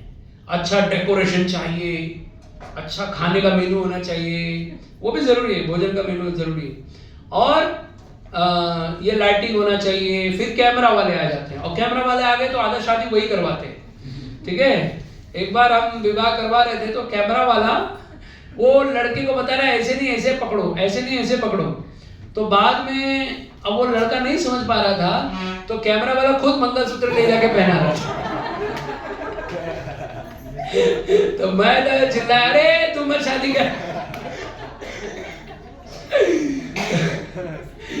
अब आपको सच में झूठ लगेगा, लेकिन ये एक्चुअली फैक्ट है, मेरे सामने की बात है। वो ऐसा कर रहा था और लोग कैमरा वाले से इतने डरे हुए रहते हैं। वो कैमरा वाला बोलेगा ऐसे करो तो ऐसे ही करेंगे, उनका बस चले तो क्या क्या करवा दे शादी में, ठीक है। तो कैमरा वालों का भी जरूरत है, उनको कोई दुनिया, भाई उनके वजह से वो यादें बनी रहती हैं, तो उनका भी इम्पोर्टेंस है। लेकिन उनको आजकल इतना इम्पोर्टेंस दे दिया गया है कि चाहे कुछ भी हो, कैमरा वाला बोलता है कि मेरे को 2 लाख रुपया चाहिए तो मैं ऐसा शूट करके दूंगा, तो लोग दे देते हैं, चलेगा, ठीक है। लेकिन जो विवाह के लिए जो मेन टाइम है, मुहूर्त में विवाह करना कितना जरूरी है आपको पता है? उतना ही जितना सांस लेना जरूरी है, मुहूर्त इतना मैटर करता है। ये जो मुहूर्त है ये इतना मैटर करता है कि अगर उसके रिलेटेड टाइम अगर स्किप हो गया, चले गया, तो अगर हमें वो ऑस्पिशियस समय नहीं रहा उस समय, तो फिर उसका दोष लग जाता है, जिससे जीवन में हमेशा जो है ना, गाड़ी धीरे धीरे घिसती रहती है, धक्का मार गाड़ी चलता ही रहता है। क्योंकि आजकल जो लोग दुखी है ना, ये सब क्यों दुखी है पता है? विवाह करने के बाद, इतना खर्चा करने के बाद भी इनका दिमाग ठिकाने क्यों नहीं है? क्योंकि मुहूर्त सिर्फ कार्ड पे लिखने के लिए होता है। एक्चुअली कोई मुहूर्त से किसी का कोई लेना देना नहीं। पंडित लोग का जान खाते रहते हो, तो हम जैसे लोगों का, अरे नहीं आप मुहूर्त नहीं बता रहे, अरे आपने मुहूर्त नहीं बता रहे, आपने लिस्ट नहीं बजा, और सब बताने के बाद जब विवाह में बोलते हैं अरे मुहूर्त हो गया है, कहाँ है लड़की, कहाँ है लड़का, आ रहा है पंडित जी, थोड़ा वेट करो, अभी आप नाश्ता वास्ता किए कि नहीं, आप खाए कि नहीं, पंडित जी को खिलाओ। अब पंडित आया भाई, वो तुम्हारा विवाह कराने के लिए, तुम्हारे बच्चों को आशीर्वाद दिलाने के लिए देवताओं का, और उसको केवल इतना ही सम्मान मिलता है, दक्षिणा ले लो, खा लो चुपचाप और बैठे रहो आराम से, जब आएगा तब शादी करा देना। और जब जैसी लड़का लड़की आते हैं, कैमरे वालों ने टाइम खाया, घर वालों ने टाइम खाया। अच्छा, घर वाले भी कितने महान होते हैं, रिवाज वाले घर वाले। ये लोग ऐसे होते हैं, वो औरत नाश्ता करते हुए कहीं बैठी है, वो औरत कहीं किसी से बात करने में लगी हुई है, हाँ उसने ये किया था, वो किया था, उसके घर वाले ऐसा करते हैं, ये वो सब में लगे रहेंगे। तो जब उन लोगों को न्यूज मिलता है कि लड़का निकल रहा है, तो वो लोग अरे रुको रुको रुको रुको, सीधा भाग के आएंगे। फिर भाग के आएंगे, बोलो 1 मिनट रुको मैं भी आती हूँ। अब वो जाती श्रृंगार करने के लिए, ठीक है। हाँ, और श्रृंगार करके आते आते आधा घंटा तो उसने खींच लिया, वो भी क्योंकि फास्ट श्रृंगार किया इसके लिए आधे घंटे में है, ठीक है। और श्रृंगार करने के बाद में वो बोलेगी नहीं पहले तुम ऐसे करो, यहाँ ऐसे उल्टा घूमो, अच्छा सीधा हो जाओ, अच्छा ये ऐसे टच कर लो, हाँ उनके पैर छू लो, दुनिया भर का बकवास। वो सब होने के बाद अब विवाह का मुहूर्त, तो भाई लड़के को बोला था कि भाई 6 बजे विवाह का मुहूर्त है, तो उसको 4 बजे निकलना चाहिए, तो 5 बजे आएगा बारात लेके, तो 5 तो वो लोग ही बजा देते हैं। अब स्टार्ट होता है बारात चलना। जब बारात होता है, ये सब अरेंजमेंट जो आजकल जो खूब शादियां हो रही है उसकी कहानी सुना रहा हूं आपको। तो क्या क्या प्रॉब्लम होता है मुहूर्त पे, लड़का लड़की क्यों नहीं आ पाते? तो पहले तो यहाँ पर ये लेट कर देते हैं, उसके बाद में क्या नुकसान करवाते हैं हमारे सोसाइटी का, जो बैंड बाजा वाले हैं उसको ऑलरेडी पैसा दिया गया है कि भाई तू समय पे आ, बैंड बाजा चालू कर दे। तो पहले तो बैंड आके बजा देता है थोड़ा सा कि देखो मैं आ गया, लेकिन उसके बाद वो क्या करता है पता है? वो बोलता है अभी हम लोग आगे तभी बढ़ेंगे जब हमको पैसा दोगे, बख्शीश दो। पहले लोग बख्शीश इसलिए लेते थे कि भाई तुमने अच्छा किया इसके लिए ये रखो। अभी क्या हो गया, पहले हमको बख्शीश हुआ ऐसा मांगते हैं जैसे उन्होंने हमें कर्जा दिया है और हमसे वापस मांग रहे हैं, ऐसे करके विवाह करवाते। तो वो घोड़ा गाड़ी वाला ये लोग खूब लूटते हैं। उसके बाद में ये निकलने प्रकार झगड़ा उगड़ा करने के बाद, अच्छा हमारे यूपी में, बाकी का तो पता नहीं, यूपी और बिहार में हमने देखा है जब तक जिस शादी में झगड़े ना हो तो शादी सफल ही नहीं होता है। यहाँ तक कि मार पीट खून खराबा हो जाता है, तब जाके होता है कि हाँ इसका शादी बढ़िया हुआ। तो विवाह जो है इस प्रकार से बैंड बाजा वगैरह बज के आता है। अब जब आता है तो लड़का को द्वार पूजा होता है। द्वार पूजा क्यों करते हैं? पहले द्वार पूजा इसलिए होता था कि जो लड़का है वो एज अ विष्णु उसको मान करके पूजा करते हैं।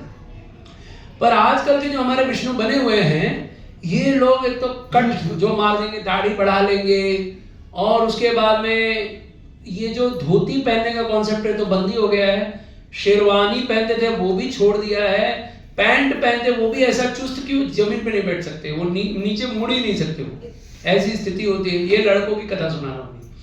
फिर ये इनके प्रकार है ना, सर पे इतना वजन, मुकुट पहने हुए रहते हैं, फिर उनको एंट्री कराते हैं, उनकी पूजा होती है। पूजा एक्चुअली घोड़े पर बैठ के आना चाहिए या फिर हाथी के ऊपर बैठ के आना चाहिए, लड़के को ऐसा बुलाया जाता है। और वो गज की पूजा होती है, यानी गणेश की नाम की पूजा होती है, इसलिए गज के ऊपर बैठ करके एंट्री कराना चाहिए लड़के को। ये बहुत इंपॉर्टेंट है। अभी आजकल लोगों को लगता है ये सब क्या क्या है, तो कार खरीद के आते हैं, भाई वो भी 4 पैर वाला है, तो कार लेके आते हैं, पॉर्श, मर्सिडीज, BMW उठा के लाएंगे, उसमें से उतरेंगे, महाराज जी उतरेंगे, बस उनका पूजा कर दो, किया तो किया, नहीं तो उसमें भी लेट हो रहे होते हैं। अच्छा ये सब हो गया। अब एंट्री होती है लड़की की, ठीक है। अब लड़का तो लड़का है, लड़की उससे आगे होती है, तो वो ऑलरेडी मेकअप से लेट हो जाती है। मेकअप वाली आने के बाद ही उसको बोलते हैं अभी ये टचअप रह गया है, तो उसको और टचअप करवाती रहती है। सबसे पहली बात ये है, जो लड़की ऑलरेडी सुंदर है उसको मेकअप की क्या जरूरत है। अभी हमारे यहाँ पर एक बात हुआ था, हमारी साली है, अब मैं अपने एक्सपीरियंस बता रहा हूँ पर्सन, क्योंकि वो चीज़ बहुत बड़ा अच्छा कहानी इसलिए सुना रहा हूँ। हम गए थे हम लोग कि भाई इंगेजमेंट सेरेमनी थी, वही वागदान संस्कार। तो वहाँ पर जो हमारी पत्नी की बहन है, साली बोलना अच्छा नहीं लगता है, तो जो हमारी पत्नी की बहन है वो बड़ी सुंदर है दिखने में। तो वो इतनी सुंदर थी, लेकिन फिर भी उसने मेकअप करने के लिए चली गई, और मेकअप करने में इंगेजमेंट सेरेमनी का समय था कुछ 11 बजे का, वो मैडम ही आई 12:30 बजे, और 12:30 बजे के बाद हम लोग को भी कहीं निकलना था, तो हमने बोला और लेट कर, हम तो जा रहे हैं। तो जाते जाते लास्ट में वो आई, जब आई तो एकदम ऐसे बूढ़ी औरत जैसे लग रही थी, मेकअप करके आई हुई थी। सब बोले ये क्या बना के आई है, ये क्या बना के आई, ये क्या बना के। अच्छा कोई एक आध आदमी मेकअप के ऊपर बोलता है ना तो थोड़ा सा बुरा लगता है, लेकिन सब बोल रहे तो बहुत बुरा लगता है, क्योंकि इतना एक तो 15,000 रुपये खर्चा किया है उस मुंह के ऊपर पोतने के लिए, ठीक है। और इतना पेंटिंग करने के बाद और कोई ये बोले कि ये खराब है तो और बुरा लगता है, गुस्सा आता है। तो अब क्या करें, तो सब लोगों ने लास्ट में इतना गुस्सा हो गया कि लड़की का पिता ही उसको बोलता है जा पहले मुंह धो के आ। तो जब पहले उसका एंगेजमेंट से फोटो ले रहे थे ना, किसी को पसंद नहीं आ रही वो, फिर जब मुंह धो गया तो सब बोलते अरे वाह अब तो सुंदर दिख रही है। तो जिसका गढ़न भगवान ने ऑलरेडी बनाया है, कन्याएं सब सुंदर ही होती हैं, कोई ऐसा है ही नहीं। तो पहले टचअप दिया जाता था छोटा, आजकल के मेकअप लोगों को कुछ अक्कल तो है नहीं, वो मेकअप क्या होता है उनको यही नहीं पता। मेकअप सिर्फ इतना ही किया जाता है, उसके आंखों में काजल बढ़िया से लगाओ ताकि इधर उधर बदले नहीं लाइन, और लिप्स के ऊपर, आंखों के आईब्रोज के ऊपर, बालों को अच्छे से श्रृंगार करना चाहिए, ये सब के लिए जरूरत है। पर आजकल हो गया है कि ये क्या बोलते हैं वो डिस्टेम्पर टेम्पर पता नहीं प्लास्टर, हाँ व्हाइट अप टचअप, ये वो हम लोग तो नाम भी नहीं पता, आज तक नहीं पता चला, इतने 10 साल 12 साल विवाह हो गए, ठीक है। क्योंकि नेचुरल ब्यूटी हमारे समाज में बहुत जरूरी है, वो नेचुरल ब्यूटी को लोगों ने छोड़ करके इसमें फंस गए। ये सब बताना बहुत जरूरी है, मैं इसमें टाइम वेस्ट नहीं करना चाहता था, लेकिन बहुत जरूरी है सब बोलना। अब इसके आगे चलते हैं। जब लड़की आती है तो आजकल की लड़कियों को साड़ी नहीं पसंद है, विवाह आएंगे क्या लेकर के, सबसे पहले लहंगा। वो लहंगा ऐसा होता है ना तो वो चल पाती है, ना वो बैठ पाती है, ना वो घूम सकती है, वो डॉल की जैसे खड़ी रहे तो सुखी है, नहीं तो नहीं, ठीक है। तो पहली बात तो विवाह में लड़कियों को साड़ी पहनाना सिखाना चाहिए। लड़का और लड़की का जो कलर होता है कपड़ों का, वो क्या होना चाहिए जानते हैं? लड़के और लड़की का कपड़ा का कलर होता है जो विवाह के समय येलो होता है, येलो कलर। क्यों? ये विष्णु का कलर है, क्योंकि लक्ष्मी नारायण बनकर के पूजा कर रहे हैं। लड़की को अगर कोई और एक्स्ट्रा कलर देना है तो रेड, मरून रेड या ग्रीन या फिर येलो, बस और कोई कलर है ही शादी के लिए। कोई ब्लू पहन के आता है, शास्त्रों में लिखा है ब्लू कपड़ा पहन के कोई यज्ञ में नहीं बैठना चाहिए, जबकि राधा रानी का कलर है, बलराम जी का कलर है, तो हम उसको अवॉइड नहीं कर रहे हैं। लेकिन ये शास्त्रिक नहीं है। शास्त्र में जब पूजा करने का विधान होता है तो येलो ड्रेसेस पहनाए जाते हैं। और आपको इसका प्रमाण चाहिए ना, हमारे इस्कॉन मंदिर के जितने प्राण प्रतिष्ठा होती है उसमें पुजारी के कपड़े देखिए कौन से कलर के पहनते हैं, है कि नहीं। तो इसलिए ये सब शास्त्रिक है। येलो कलर बहुत इंपॉर्टेंट है। कहीं कहीं पर रेड कलर पहनाते हैं, दैट्स वेरी गुड ऑल्सो। लड़का हो या लड़की दोनों लाल पे पहने कोई प्रॉब्लम नहीं, पर लड़के को पहनना चाहिए धोती और लड़की को पहनाना चाहिए साड़ी। ये जो हम लोग धोती पहनते हैं ना, इसमें आप देखोगे तो हम लोग ऐसे कर्विंग करते हैं, बार बार इसको ऐसे फोल्ड करते हैं, ऐसे ऐसे करके पहनते हैं। ये बहुत मैटर करता है, लड़का हो या लड़की सबको ये बहुत मैटर करता है ऐसे पहनना। ये पहनना वैदिक है। अब आजकल क्या करते हैं, प्लेन पहनते हैं। ये जो प्लेन है ना, ये हमारा वैदिक कल्चर नहीं है प्लेन कपड़ा पहनना। प्लेन कपड़ा पहनने का कोई रिवाज नहीं, खासकर संस्कारों के समय तो बिल्कुल प्लेन कपड़ा नहीं पहना जाता। बहुत कार्विंग होती है उसमें और वो बहुत जरूरी होती है, वो ही रिच लुक देता है। तो अभी जब देखा पहले प्लेन पहनने का, पहले साड़ियां पहनते थे, साड़ी से आगे रेडीमेड साड़ी, साड़ी से आगे लहंगा, लहंगा से लहंगा वगैरह, ये सब जो है ये एक्चुअली कुछ कुछ जगह पर ही लहंगे का रिवाज था। कई लोग लहंगा पहन लेते थे, लेकिन अब उसको लोगों ने बहुत ज्यादा लाइक किया क्योंकि लहंगे में वो बड़ा सा दिखता है, फिर उसमें से वो ऐसे लगाते हैं, दैट्स वेरी गुड। पर वो आप रिसेप्शन में पहनिए। लेकिन आप साड़ी, विवाह के समय अगर आप साड़ी नहीं पहनते, लहंगा पहनते हैं, तो लड़की का सबसे ज्यादा मरण हो जाता है। उसको बार बार उठाओ बिठाओ, फिर फेरे करवाओ। कितने बार तो हम लोग कलश लगाते हैं शादी के आसपास, यज्ञ कुंड के पास, तो उसका लहंगा ही खींच के लेके चला जाता हमारा कलश। तो हम लोग, अरे हमारा कलश उसको तो छोड़ के जा देगी। तो लहंगा से वो कलश भी उठा ले जाती है हमारा। तो कितने बार कलश गिरा देती है फेरे लेते लेते, तो बड़ा नुकसान हो जाता है, ठीक है। तो अब यहाँ पर ये सब संपन्न होने के बाद में जो कन्या है, कन्यादान वो होता है। तो सबसे पहले विवाह विधि में वर का पूजा होता है। वर के पूजा करने के बाद में कन्यादान विधि होती है। कन्यादान का मतलब होता है कि जो लड़की है उसे कन्या जो है, कन्यादान का विशेष अर्थ बताया गया है, ठीक है। अब फिर से क्यों माला पहना? प्रभु जी लेके आए, विवाह हम करवा रहे हैं हमसे। आपने बोले एक पहना तो मैंने दोनों पहना दिया। मैं भी आ रहा हूँ पहनने, ठीक है। तो अब विवाह जो है इसमें कन्यादान करते हैं। अच्छा, कन्या किसे कहते हैं? पहले के समय में जब तक लड़की मासिक धर्म से ग्रसित नहीं रहती है तभी तक उसको कन्या कहा जाता है। 11-12 वर्ष तक वो कन्या होती है। 12 वर्ष के बाद वो कन्या नहीं रह जाती, अब वो स्त्री हो जाती है। तो इसलिए कन्यादान का शास्त्र में महत्व है। तो मतलब विवाह कब होता था? बाल अवस्था में। पर बाद में इसका रूप फिर से वही कलयुग आता है तो हर चीज बुरा ही हो जाता है।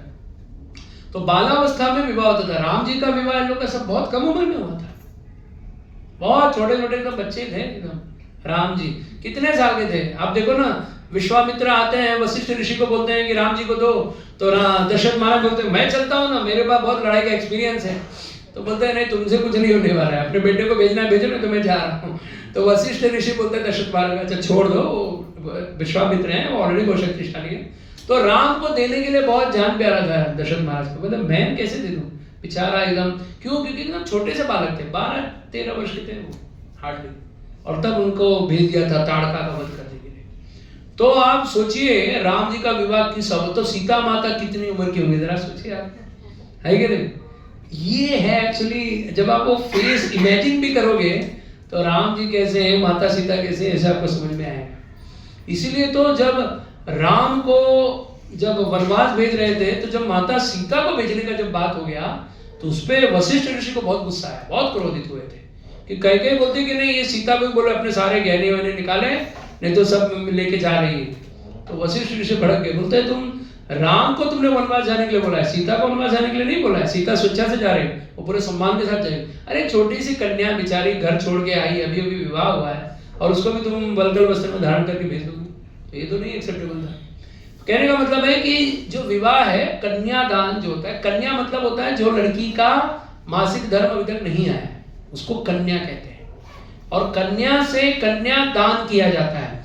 मतलब लड़की जो होती है वो जब तक वो अशुद्ध नहीं होती है तभी तक उसका दान करना भी सफल माना गया है। अब आजकल तो ये सब बोलना भी प्रैक्टिकल लगता है ना, लेकिन ये सब पॉसिबल है। तो अब कन्यादान होता है, कन्यादान इसलिए होता है, और हस्त मिलाप भी बोलते हैं, हस्त मिलाप, कन्यादान, और क्या बोलते हैं उसको, पाणी ग्रहण। हाँ, ये मेन शब्द था जो मैं भूल गया। पाणी ग्रहण संस्कार होता है। पाणी का मतलब होता है हाथ, और ग्रहण करना मतलब एक्सेप्ट करना। तो ये जो पाणी ग्रहण संस्कार है बहुत इंपॉर्टेंट है। पहले के ऋषि मुनि बताते हैं कि जिसने जीवन में एक बार पाणी ग्रहण किसी का कर लिया तो जीवन में भले उसके साथ मरना भी पड़े, या मतलब वो सहनीय नहीं असहनीय व्यक्ति हो, मतलब राक्षसी जैसी स्त्री हो और असुर से भी बड़ा भयंकर, पिशाच से भी बड़ा भयंकर पति हो, तो भी उसका हाथ कभी त्यागना नहीं चाहिए, छोड़ना नहीं चाहिए। ऐसा बताया गया है। ये पति पत्नी का विवाह, पाणी ग्रहण संस्कार इतना महत्व रखता है। तो पाणी मतलब हाथ है, उसको एक्सेप्ट करना, जीवन भर उसको स्वीकार करना, इसे पाणी ग्रहण संस्कार कहते हैं। पाणी ग्रहण संस्कार के बाद में अगला आता है जब दोनों के आगे अग्नि प्रज्वलित की जाती है। तो एक विवाह के समय आप सभी लोग देखते हैं कि अग्नि जलाई जाती है। क्यों? पंडित लोग एक ही बार आग लगाते हैं और पति पत्नी जीवन भर उसे जलाते रहते हैं। ये आग लगाने का कोई मीनिंग नहीं। एक्चुअली अग्नि से शुद्धि होती है। अग्नि के बिना कोई विवाह हो ही नहीं सकता, क्योंकि बिना अग्निदेव के शुद्धिकरण के बिना कोई यज्ञ, कोई संस्कार नहीं हो सकते। तो अग्नि संस्कार बहुत जरूरी है। अग्नि संस्कार क्यों जरूरी है? आप अग्नि को पहले तो समझिए, अग्निदेव कौन है? अग्निदेव शुद्ध पवित्र भगवान के मुख से निकले हैं। अग्निदेव, उनका जन्म कहां से, आपको कभी कोई सवाल पूछ सकता है अग्निदेव कहां से आए? भगवान के मुख से। अग्नि मुखमासीत, भगवान के मुख से अग्नि आई। इसलिए भगवान को खिलाना, तो भगवान का मुंह कितना शुद्ध होगा आप सोचिए। भगवान के मुंह से शब्द जो निकलते कितने शुद्ध हैं। तो वो अग्निदेव मुख में वास करते हैं। तो जो अग्नि है उसमें जो आहुति देते हैं, वो आहुति एक्चुअली भगवान को भोजन देने के समान है। भगवान को एक्चुअली भोजन ही दिया जा रहा है। अग्नि में जब स्वाहा बोला जाता है तो अग्निदेव की पत्नी का नाम है स्वाहा। तो स्वाहा सुनने से अग्निदेव वो आहुति ग्रहण कर लेते हैं, और वही आहुति ग्रहण करके वे एक्चुअली भगवान विष्णु ही उसे ग्रहण करते हैं। तो इसीलिए जो अग्नि के बिना कोई शुद्धि नहीं होती, और अग्नि सबसे पवित्र मानी गई।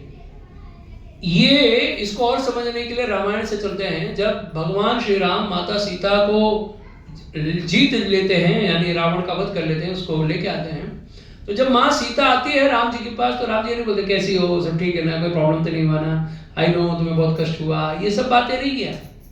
बोला सीता पहले अग्नि परीक्षा दो। माता सीता बोली क्यों?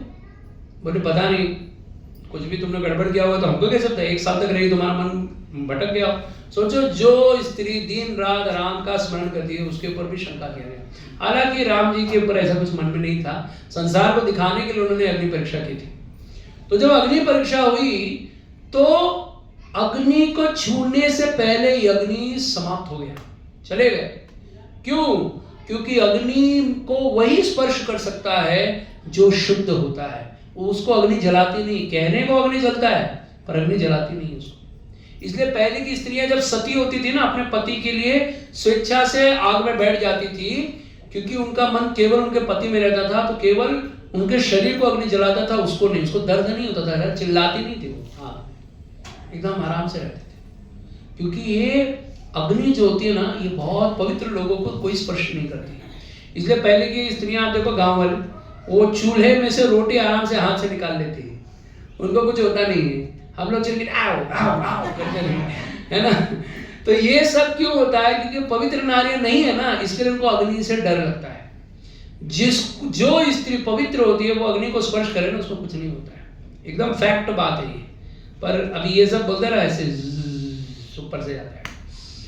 तो ये अग्नि है। इसलिए विवाह के समय, कोई भी संस्कार के समय अग्नि से ही शुद्धि होती है, इसलिए अग्नि जलाई जाती है। अब थोड़ा फास्ट बढ़ता हूँ, समय हो गया है। तो अग्नि यहाँ पर होने के बाद, अग्नि जलाने के बाद में अगला लेवल आता है, वो अग्नि का नाम भी है। अग्नि सिर्फ आग जलाते नहीं, ले माचिस मारा, आग जल गया, चलो काम खत्म। अग्नि एक्चुअली जलाते हैं जब उस अग्नि का नाम होता है, और उस अग्नि का नाम क्या होता है पता है? योजक अग्नि। योजक अग्नि का मतलब होता है 2 युज धातु से बना योजक। योग हम लोग शब्द सुनते हैं ना, भक्ति योग, ज्ञान योग, ये सब योग, तो वो युज धातु से, योग से बना है योजक अग्नि, जो दोनों को जोड़ती है। एक आग ऐसी जलाई जाती है, एक अग्नि ऐसी प्रज्वलित की जाती है जिससे दोनों को जोड़ा जाता है। तो उनके आगे फिर विधि विधान से सारा सब विधि करने के बाद में उनको मंगलसूत्र, सिंदूर, ग्रंथि बंधन ये सब करवाया जाता है। अच्छा, सिंदूर क्यों लगाया जाता है? क्योंकि मांग में जो स्त्रियां इस स्थान को सीमंत कहते हैं, तो सीमंत का यह भाग है जिसमें स्त्री जब वो सिंदूर धारण करती है तो उसको सीमंत नहीं कहा जाता है। तो हम लोग कहते हैं ना कि लक्ष्मी का दर्शन मिलेगा, घर की स्त्री ही लक्ष्मी है, पर घर की स्त्री को लक्ष्मी जैसा रहना चाहिए, तभी उस घर में सौभाग्य आता है। जो स्त्री सुबह उठ के स्नान करके श्रृंगार करके अपने पति को दर्शन देती है, उसके पति का बिगड़ता काम भी बन जाता है। पर आजकल उल्टा दर्शन मिलता है, बाल खुला रख के, हाथ में झाड़ू लेके, मैक्सी पहन के उठो, तो बेचारा जब सुबह सुबह दुर्गा का दर्शन कर रहा है, उसको कहां से लक्ष्मी मिलेगी? तो जिनका, और ये मैं एकदम आपको सत्य बात बता रहा हूं, वैदिक बात बता रहा हूं, जो स्त्री सुबह उठ के सूर्योदय के पहले सुबह उठ के स्नान करके श्रृंगार करती है, उसके घर में धन बढ़ता चला जाता है, उसके पति को कभी लोन लेने की जरूरत नहीं पड़ती है। लेकिन जो स्त्रियां सुबह सुबह मैक्सी पहन करके पहले बिना स्नान किए रसोई में चली जाती है, बाल खुला रख करके, खाने में ब्लैक केसर डाल के लेके आती है, तो ऐसी स्त्रियां जो है उनके जीवन में कोई सुख नहीं बढ़ने वाला। उनके पति को बेचारे को रोज लोन लेना है और धक्के खाने और लात खाने, ठीक है। तो इसलिए ये श्रृंगार बहुत महत्व, और स्त्रियों को शास्त्रों में लिखा है कि स्त्रियों को श्रृंगार करना ही चाहिए। तो इसलिए पति का काम है, पत्नी जितना भी डिमांड करे श्रृंगार के लिए उसको देना चाहिए। तो ये सब श्रृंगार ये बहुत है, शास्त्रिक मत है, इसका इंपॉर्टेंस है, ये सब करना चाहिए। अच्छा, अब ये हो गया, अग्नि जब प्रज्वलित होती है तो सबसे पहले सिंदूर दान, फिर मंगलसूत्र पहनाया जाता है। ये मंगल और सूत्र ये बहुत महत्वपूर्ण है। मंगल मतलब शुभ, सूत्र मतलब धागा। मंगलसूत्र मतलब एक धागा होता है जो केवल पति अपने प्रेम से अपनी पत्नी के गले में डाल देता है, एक सूत्र बांध देता है, उसे मंगलसूत्र कहते हैं। और अभी उसमें सोना होता है, काले मणि होते हैं। ये काला मणि और सोना क्यों होता है, इसके पीछे भी रीजन है। काला मणि रात को रिप्रेजेंट करता है और स्वर्ण दिन को रिप्रेजेंट करता है। जैसे दिन और रात आते जाते रहते हैं, तो वो काला और सोना और काला मणि को एक धागा अंदर से पकड़ के रखता है। उसी प्रकार दोनों का जीवन बंधा हो, चाहे दिन में कभी कालापन आए, कभी दिन में उजालापन आए, विवाह में कभी अच्छा लगे कभी बुरा लगे, जीवन भर एक दूसरे को जोड़ के रखना है और उनका प्रेम आगे बढ़ता रहे। दिन रात आते रहते हैं, दिन रात आते जाते रहते हैं, ऐसे उनका प्यार भी आगे आगे बढ़ता जाए, ठीक है। तो आगे विवाह के बाद में मंगलसूत्र के बाद में ग्रंथि बंधन होता है, गांठ बांधने का संस्कार। ये क्यों होता है? हमारे शरीर में 72,000 नाड़ियां हैं, 72 लाख नाड़ियां, और इतनी नाड़ियां होती है जो हमारे बॉडी को सेंस करती है। हम कोई भी चीज इधर उधर टच करते हैं, हमें तुरंत इंडिकेट होता है। तो ऐसे ही पति पत्नी को जुड़ के रहना चाहिए। कैसे? जैसे एक दूसरे की नस, शरीर के पैर से लेके पूरे सर तक जहां पर भी कोई टच किया तो पता चलता है। यानी कुछ भी शरीर में सुख है दुख है तो उनको तुरंत इंडिकेट होता है। ऐसे पति पत्नी को एक दूसरे के दर्द को समझ में आना चाहिए। ये आपको एक थोड़ा साइंटिफिक से समझाता हूं। कोई भी रिलेशन है ना, इंप्रूव तभी करता है जब पति और पत्नी, स्त्री और पुरुष सिंक हो जाते हैं, एकदम प्रॉपर जुड़ जाते हैं। तो जब तक वो सिंक नहीं होते ना, उनके विचार अलग होते हैं, उनका स्वभाव एक दूसरे से बहुत ज्यादा टकराता रहता है, उनको कंफर्टेबल नहीं लगता है।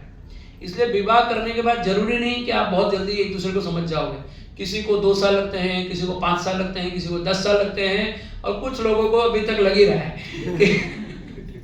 कि अभी हम लोग जुड़ेंगे एक दिन। तो सिंक होने का मतलब क्या होता है कि आप एक दूसरे के मन के भाव को समझ जाओ।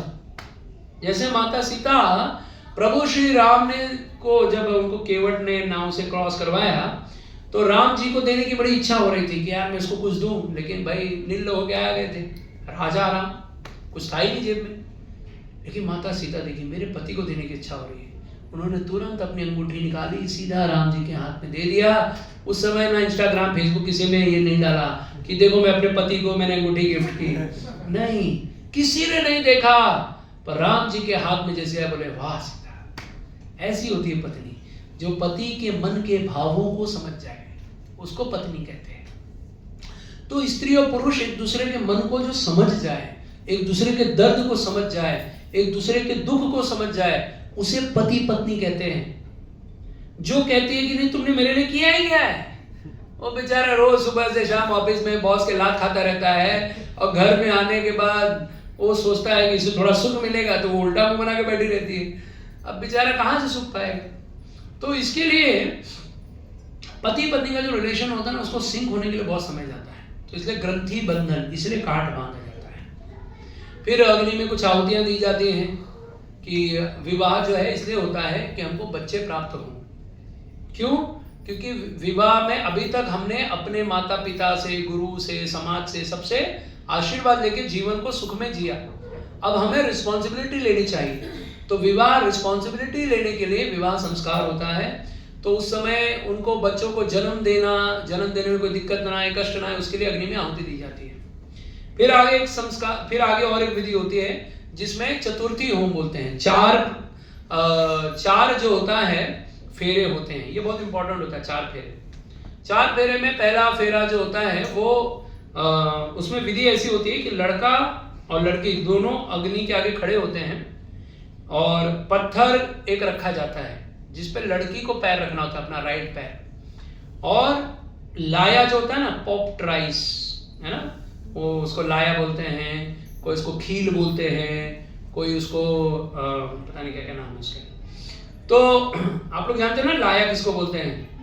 हाँ, मुरमुरा खाने वाला होता है एक, हाँ धान वाला होता है, बराबर। हाँ, तो किसी का भी जो आप समझ गए वही।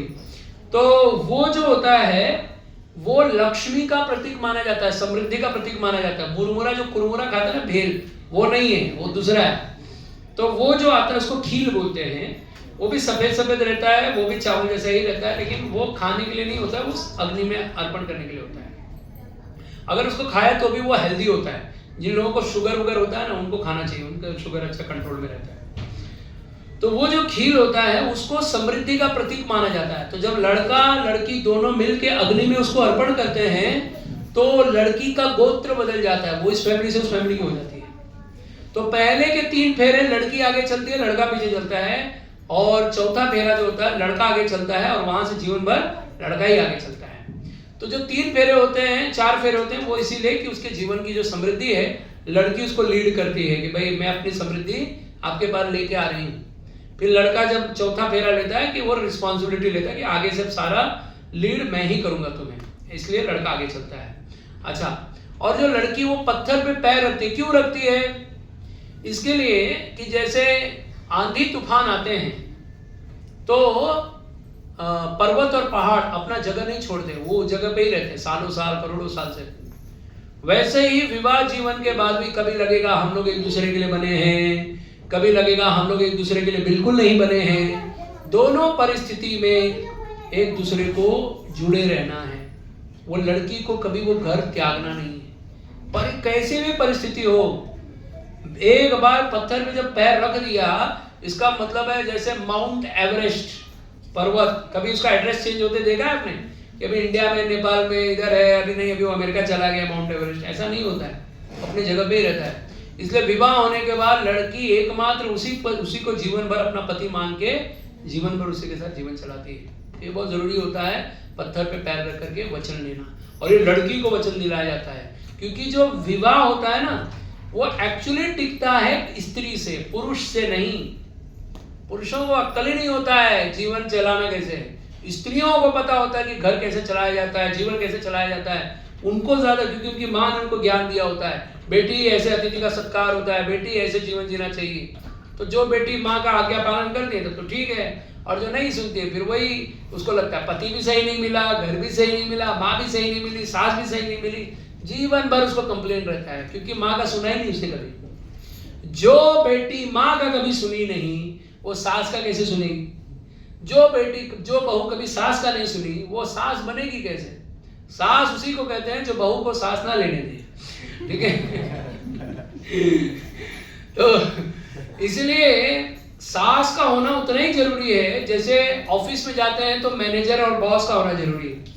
तो अगर जिनको अपनी सास बुरी लगती है, जैसे हम लोगों को अपना बॉस अच्छा नहीं लगता, नहीं इसको अक्ल नहीं है मैनेजर कैसे बन गया है, ये सभी बोलते हैं, पर उनको ये नहीं पता मैनेजर का पोस्ट इतना आसानी से नहीं मिलता है कि नहीं। तो इतना जीवन भर कोई 25 साल तक चलाता है, तब जाकर के वो सास बनती है तो वो चलाएगी, भाई तू ऐसा कर वैसा कर, तो सुन लेना चाहिए, बोलना नहीं चाहिए, ठीक है, आज्ञा पालन करना चाहिए, क्योंकि आपको तो पता नहीं कैसे चलाना है। और हमको आजकल की जो लड़कियां ना बहुत ज्ञानी हो गई है, खुद को अपने आप को पता नहीं क्या समझती है, उनको उनके माता पिता उनका कल्याण करने के लिए उनको समझाते बिटिया ऐसा कर, ऐसा मत कर, ये कर। अच्छा कुछ लोग होती भी है टेढ़ी मेढ़ी, ये किसका फोन बजता रहता है। तो जो दुनिया में हर जगह ना दुनिया में ना हर जगह एक चीज है, वो क्या है पता है? दुनिया में हर जगह एक चीज है, हर जगह एक्सेप्शंस है। एक्सेप्शंस का मतलब होता है कि कुछ चीजें हो सकती है लेकिन 100% कुछ भी नहीं, लेकिन 90% तो है। तो 90% जनरली जो सास लोग बुरी होती है ना, बुरी नहीं होती, एक्चुअली कल्याण करने के लिए होती है। दुनिया में अधिकतर सब बहुएं अच्छी ही होती हैं, बुरी भी एक्सेप्शंस में आती है कि बुरी होती है 10%, पर 90% तो हर जगह अच्छे ही होते हैं। पर अच्छे तब होते हैं जब एक दूसरे का अंडरस्टैंडिंग अच्छा होता है, और मैरिज मतलब एक दूसरे का अंडरस्टैंडिंग अच्छा हो इसके लिए होता है, ठीक है। तो यहाँ तक आप समझ लीजिए ये है तो 4 फेरे, और इसीलिए ये जो विधि विधान बताया गया समृद्धि के लिए बताया, ऐश्वर्य के लिए बताया गया। फिर आगे बढ़ते हैं, 7 वचन होते हैं, सप्तपदी। ये 7 वचन विवाह का सबसे इंपॉर्टेंट और कोर पार्ट होता है। ये 7 वचन होता है, ओम एकम विष्णुस्त्वानेतु, ओम द्वे ऊर्जे विष्णुस्त्वानेतु, ओम त्रीणीमृताय विष्णुस्त्वानेतु, ओम चत्वारि मायो भवाय विष्णुस्त्वानेतु, ओम पंचवशभ्यो विष्णुस्त्वानेतु, ओम षट्रायस्पोषाय विष्णुस्त्वानेतु, ओम सप्तभ्यो होत्रभ्यो विष्णुस्त्वानयतु। ये 7 वचन हैं, एक दूसरे को पालन करना है। समझा ना आपको? कौन बोला नहीं? ईमानदार लोग हैं, ठीक है। तो पहला वचन जो है, ये 7 वचन ये सुनिए, ये बहुत जरूरी है। इसमें थोड़ा सा आज आपका टाइम जाएगा, पर सुन लो एक बार। जिन लोगों ने ये 7 वचन लिया भूल तो गए होंगे, तो आज उनका रिवीजन करवा देते हैं, ठीक है। एक बार हरे कृष्ण महामंत्र पढ़िए, हरे कृष्णा कृष्णा कृष्णा हरे हरे, हरे राम राम राम हरे हरे। तो 7 वचन में पहला वचन है, जिनका विवाह हो जाता है ना उन लोगों को तो ये जरूर सुनना चाहिए, लेकिन जिनका विवाह नहीं हुआ है उन लोगों को जरूर सुनना चाहिए, बहुत काम आता है।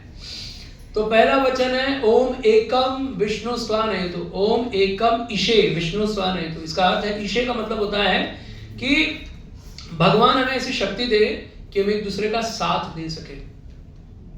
ये एक दूसरे का साथ देना ना पति पत्नी को बहुत कठिन होता है। 2 टाइम में पति और पत्नी का एग्जाम होता है, और वो चेक किया जाता है कि एक्चुअली इससे इसका साथ रहेगा या नहीं रहेगा।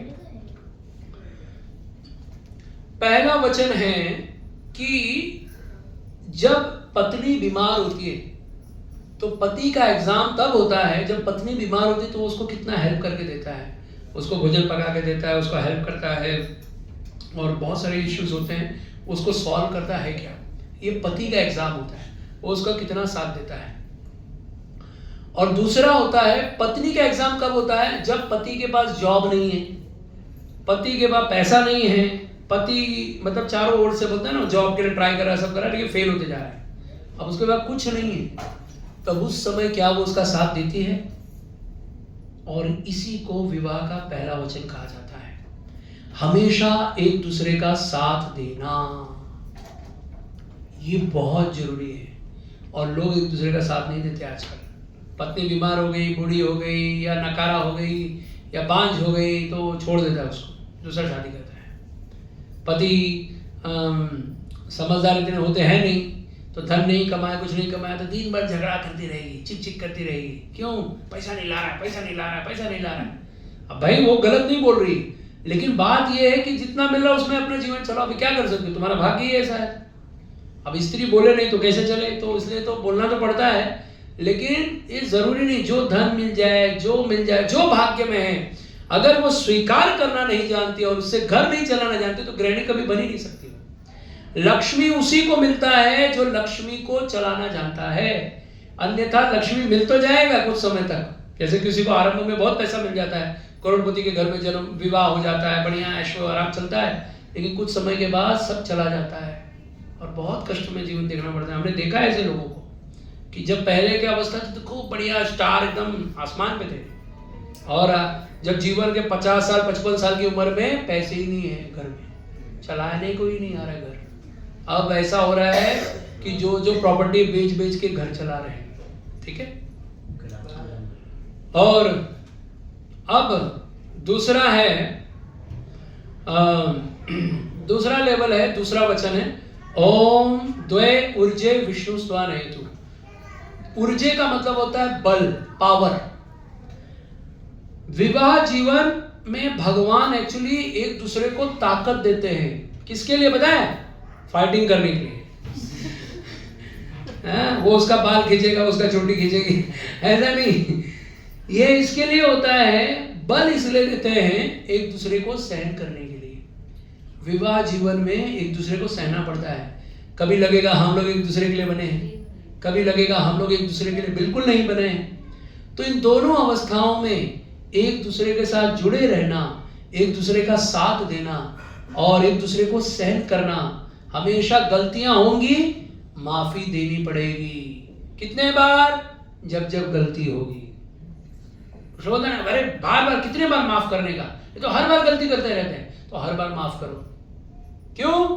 क्योंकि वो इम्परफेक्ट है, उसको परफेक्शन नहीं है उसमें। अरे जिसको परफेक्शन हो तो वो शादी करता है क्या? हाँ, देखो यहाँ लोग बैठे ये सब इम्परफेक्ट लोग ही विवाह करते हैं, जिनको अक्ल नहीं होता है। जीवन भर गधा मजूरी करने का जिसकी बुद्धि में भरा पड़ा रहता है, सुन रहे हो ना ध्यान से, तो यही लोग विवाह करते हैं। तो उनको अक्ल तो होता ही नहीं है, तो गलतियां ही गलतियां करते रहेंगे ना। तो कभी पत्नी से लात खाएंगे, कभी बॉस से लात खाएंगे, तब जाके करा था अच्छा इसको लाइफ बोलते हैं। बहुत समय लगता है पति पत्नी को एक दूसरे को समझ के जीवन को चलाना।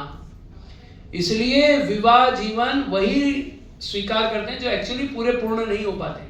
जिनको एक्चुअली पूर्व जन्म में बहुत अच्छा खासा एक्सपीरियंस हो जाता है, अगले जन्म में वो लोग विवाह नहीं करते। ठीक है, ये एक्चुअली शास्त्रीय बात बता रहा हूं आपको।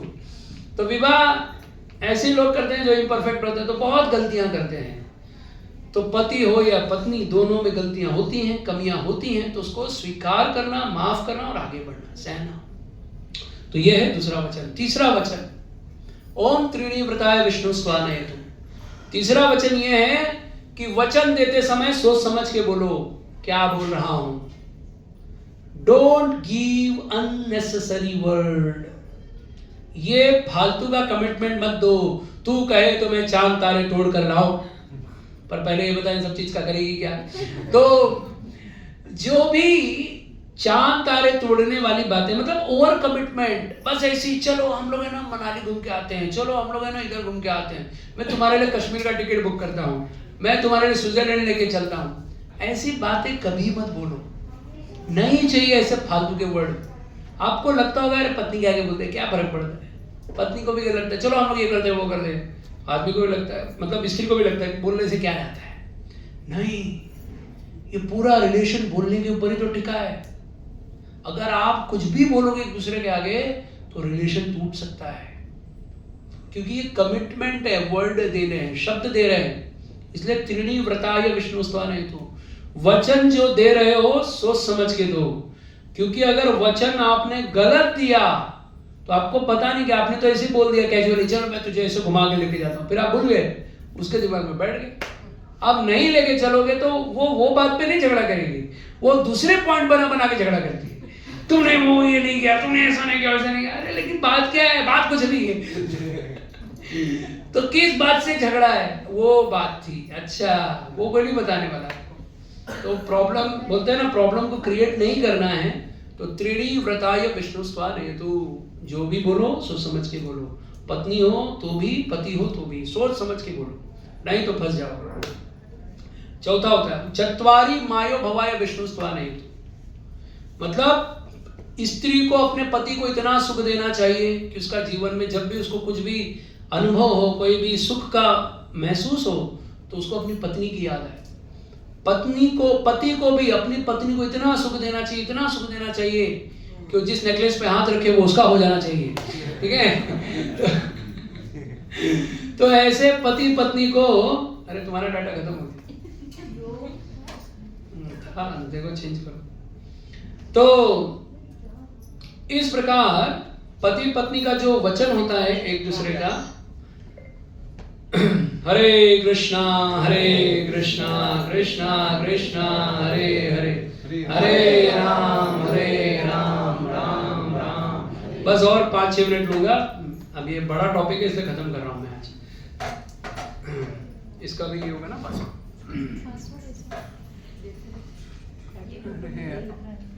किसी के पास है भाई डाटा वाला फोन, आओ जल्दी। हरे कृष्णा कृष्णा कृष्णा हरे हरे, हरे राम राम राम हरे। कृष्णा बीडी क्या पासवर्ड,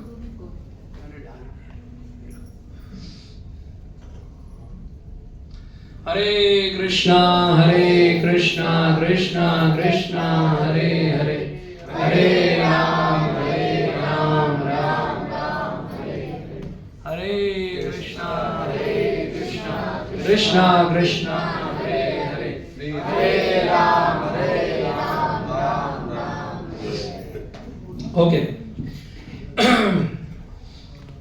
तो अब हम लोग चलते हैं। ये हो गया चत्वारी। चत्वारी का मतलब होता है चौथा वचन। चौथा वचन क्या है, जब भी एक दूसरे को सुख देने का समय आता है तो देते रहना चाहिए। कैसा सुख देना चाहिए, पति को पत्नी की बातें, उसको क्या चाहिए क्या नहीं चाहिए, ये सब खुद का अंडरस्टैंडिंग होना चाहिए, मुझे इसको क्या देना क्या नहीं देना। पत्नी को भी अपने पति को कैसे कंट्रोल में रखना चाहिए, रोज अपने हाथ से बना के खिलाओ, हैं? पति को जो मन में भाए वही खिलाओ, रोज वही दाल चावल मत खिलाओ, है ना। जैसे आजकल के हमारे मतलब सबका एक्सपीरियंस है, मैं अपना भी साथ में शेयर कर देता हूँ कि रोज पूछा जाता है कि आज क्या खाएंगे आप, तो हम बोलते जो मन में है बना दे। नहीं आप बोले ना वही बनाएंगे, तो बोलेंगे अच्छा एक काम करो, मैं सोच रहा था कि आज मुझे ना पूरी के साथ वो वाली सब्जी खानी है। अच्छा तो वो आइटम नहीं है, अच्छा कोई बात नहीं, और कुछ बोलो ना मैं बनाती हूँ। अच्छा पानी पूरी नहीं, अभी क्या है वो कौन जाएगा, नहीं छोड़ दो, नहीं अभी, और वो चना भी अभी बॉईल नहीं किया तो दोनों पॉसिबल नहीं है। अच्छा तो कोई बात नहीं, ठीक है पाव भाजी बना दे, नहीं अभी सब्जियाँ बारिश हो रही है सब आइटम नहीं मिलेगा। अच्छा तो ठीक है, तो एक काम करो खिचड़ी बना दो, नहीं खिचड़ी कौन खिलाता है, तो और क्या खाओगे आप, नहीं फिर जो तुमको सही लगता है। अच्छा दाल चावल बना दूं। तो हमारी सारी आइडिया फेल ही हो जाती है लास्ट में, तो वही मिलता है जो मिलने वाला है।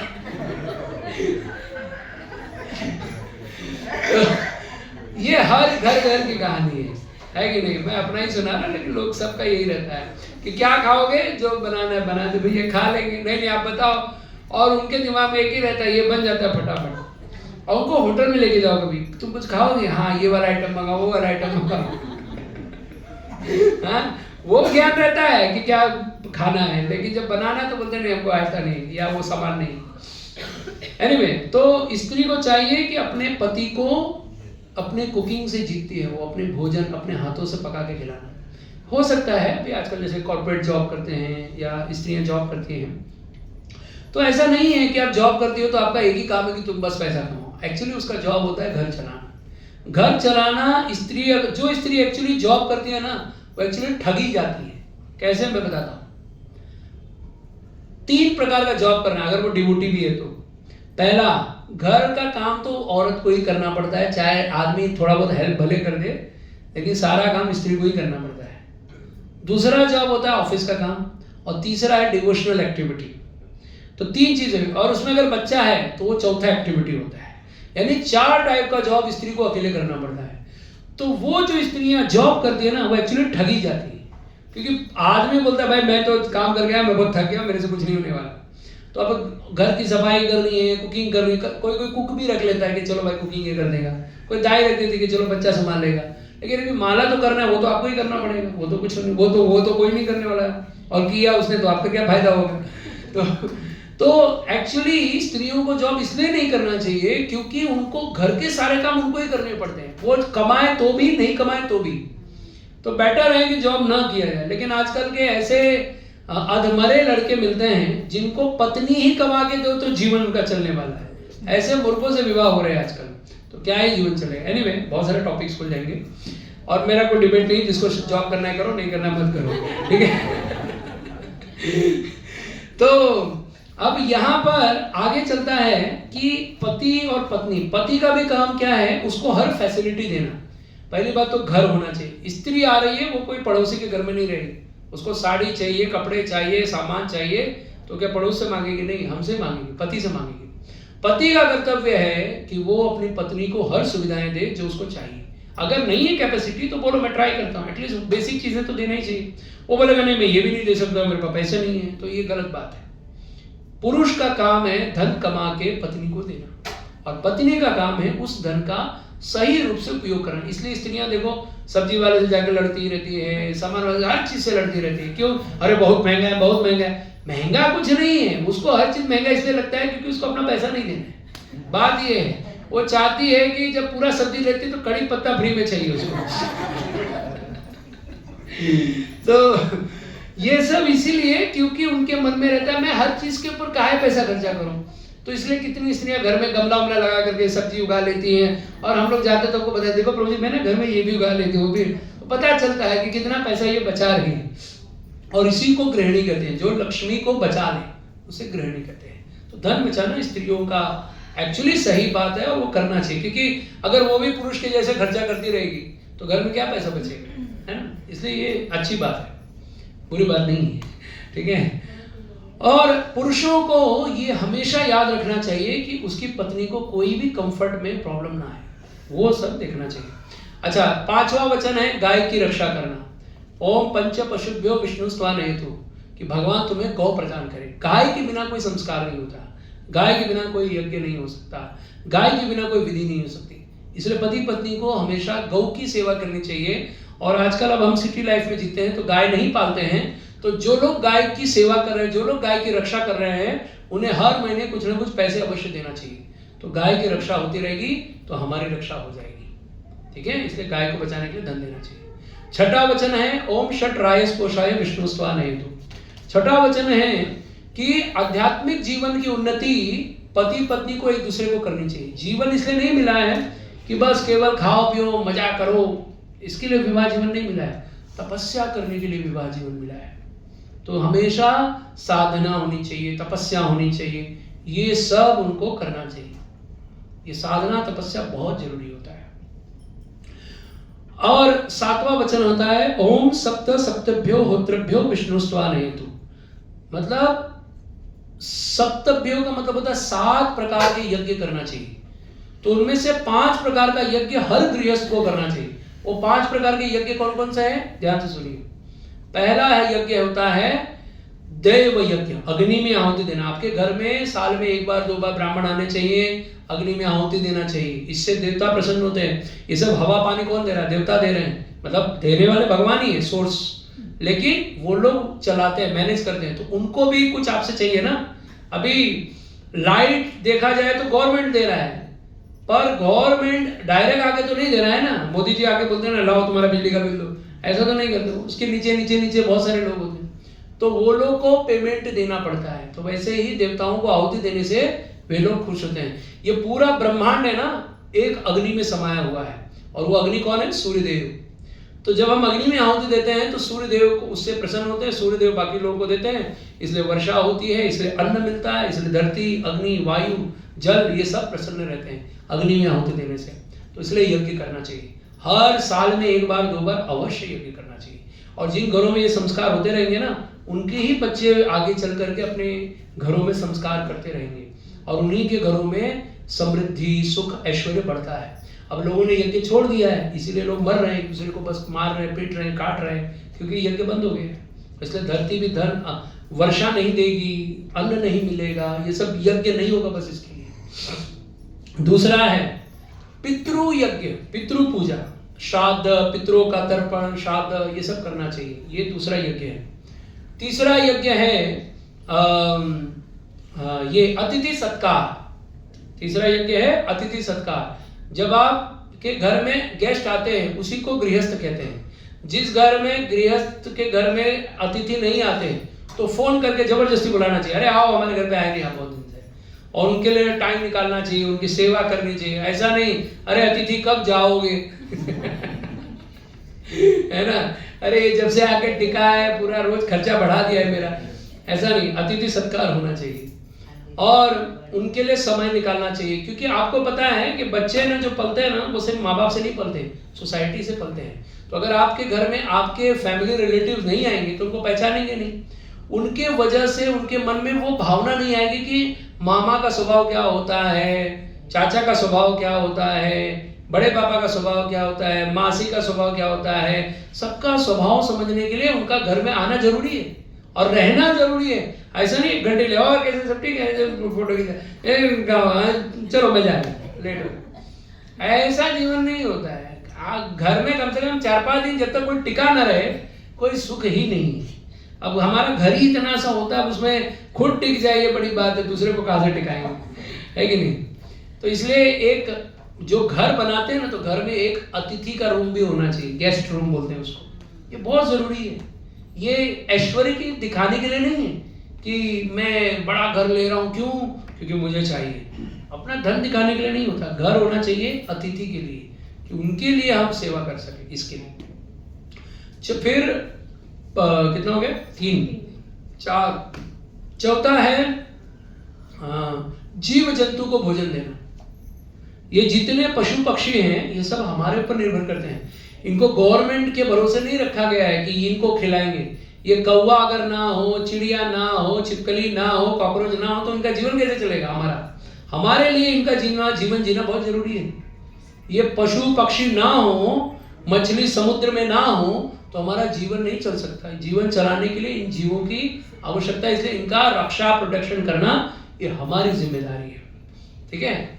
उसके आगे अगला एक वचन है, 5वां यज्ञ है आध्यात्मिक जीवन, साधना, तपस्या। प्रतिदिन सुबह उठ करके, साधना से कोई कॉम्प्रोमाइज नहीं करना चाहिए, पति पत्नी मिल करके रोज सुबह उठ के स्नान करके भगवान के नाम का जप करना, मंगला आरती करना, सेवा करना। ये भगवान का सेवा पति पत्नी को मिलके करना चाहिए, तब जाके गृहस्थ जीवन में सुखी होती है। अब जो पति पत्नी में कोई भगवान का भक्त नहीं है तो अगर कोई एक भी रहा तो भी वो घर समझ जाएगा, लेकिन अगर दोनों में से कोई भी भक्त नहीं है तो इन दोनों के जीवन में जब आध्यात्मिक जीवन नहीं है तो भौतिक समय तो ऐसा है कि हर चीज खत्म हो जाता है। जैसे सौंदर्य को देख करके कोई शादी करता है तो जहां सुंदरता थोड़ी सी कम हो गई, वीक कम, थोड़ा सुंदर कम हो गया, सीधा उसको छोड़ देते हैं लोग। क्यों? क्योंकि अब उसको सुख नहीं मिलने वाला, अब दूसरा ढूंढेंगे। तो ये सब होता है, इसलिए आध्यात्मिक जीवन से विवाह जीवन सुखी होता है। फिर छठा, अब ये तो हो गया 5, इसको पंच यज्ञ कहते हैं, ये हर गृहस्थ को करना ही करना चाहिए, ये कंपलसरी यज्ञ है। छठा और 7वां चलेगा, अगर कोई कम ज्यादा किया या नहीं किया तो चलता है। छठा होता है, ऐसे और भी अलग अलग यज्ञ हैं, लेकिन उनमें से एक ऐसे यज्ञ होते हैं जो अनुष्ठान बोलते हैं इसको। अनुष्ठान मतलब कभी आप संकल्प ले लिए कि भाई 15 दिन का मैं उपवास करूंगा, 4 महीने का उपवास करूंगा, 6 महीने का उपवास करूंगा, साल भर का उपवास करूंगा। ये सब ऐसे व्रत, उपवास का मतलब होता है जरूरी नहीं कि सिर्फ आप अन्न त्याग दो। जैसे आप ये भी संकल्प ले सकते हो, आज से मैं झूठ नहीं बोलूंगा, आज के बाद मैं चप्पल पहन के नहीं जाऊंगा, है ना, लोग ट्रेन में यही चलते रहते हैं। तो ऐसे प्रकार के कुछ व्रत उपवास करना चाहिए, ऐसा तपस्या वाला करना चाहिए जो थोड़ा सा शरीर को पेन देता है, उसको तपस्या कहते हैं।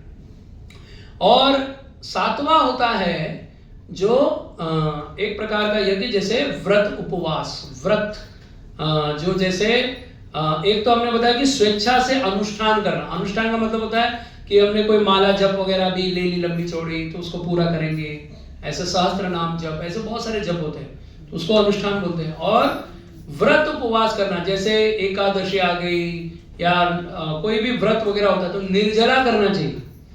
ये हमने भोजन का ऑप्शन इसलिए दिया है कि एकादशी में आप कोई बात नहीं, साबूदाना खा लो, ये खा लो, वो खा लो, इसके लिए क्योंकि अगर बहुत मेहनत कर रहे हैं तो चलो ठीक है, अन्न खाने से तो अच्छा कुछ खा लो, लेकिन हो सके तो निर्जला ही, उसी को व्रत कहते हैं। आजकल एकादशी का डोसा मिलता है, एकादशी का बर्गर मिलता है, एकादशी का समोसा मिलता है, तो हम बोलते हैं एकादशी छोड़ के बाकी सब खा लो ना, क्या फर्क पड़ता है, भगवान वैसे भी उनको कोई प्रॉब्लम नहीं। तुम्हारे एकादशी व्रत करने से क्या कृष्ण का ऐश्वर्य घट जाएगा क्या? हाँ, तो इतना फोकट का नाटक करने की जरूरत नहीं। का व्रत मतलब होता है निर्जला, और अगर बहुत नहीं सहन हो रहा तो फल खा के जल पी के रह लो, उसके आगे अगर बढ़ रहे तो वो व्रत है ही नहीं, सिर्फ टाइम पास है, मतलब पाप नहीं कर रहे हैं, बस इतना हो जाएगा, उसका कोई ज्यादा फल नहीं मिलता है।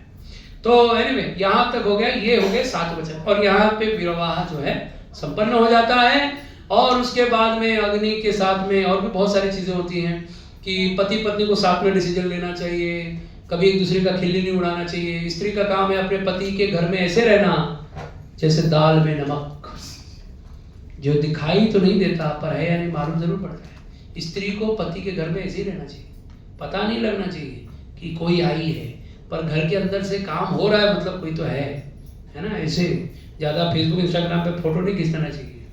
और पुरुषों का भी कर्तव्य है अपनी पत्नी का रिस्पेक्ट करना, कभी भी उसका अपमान नहीं करना, कभी उसके माता पिता का गाली नहीं देना, कभी भी।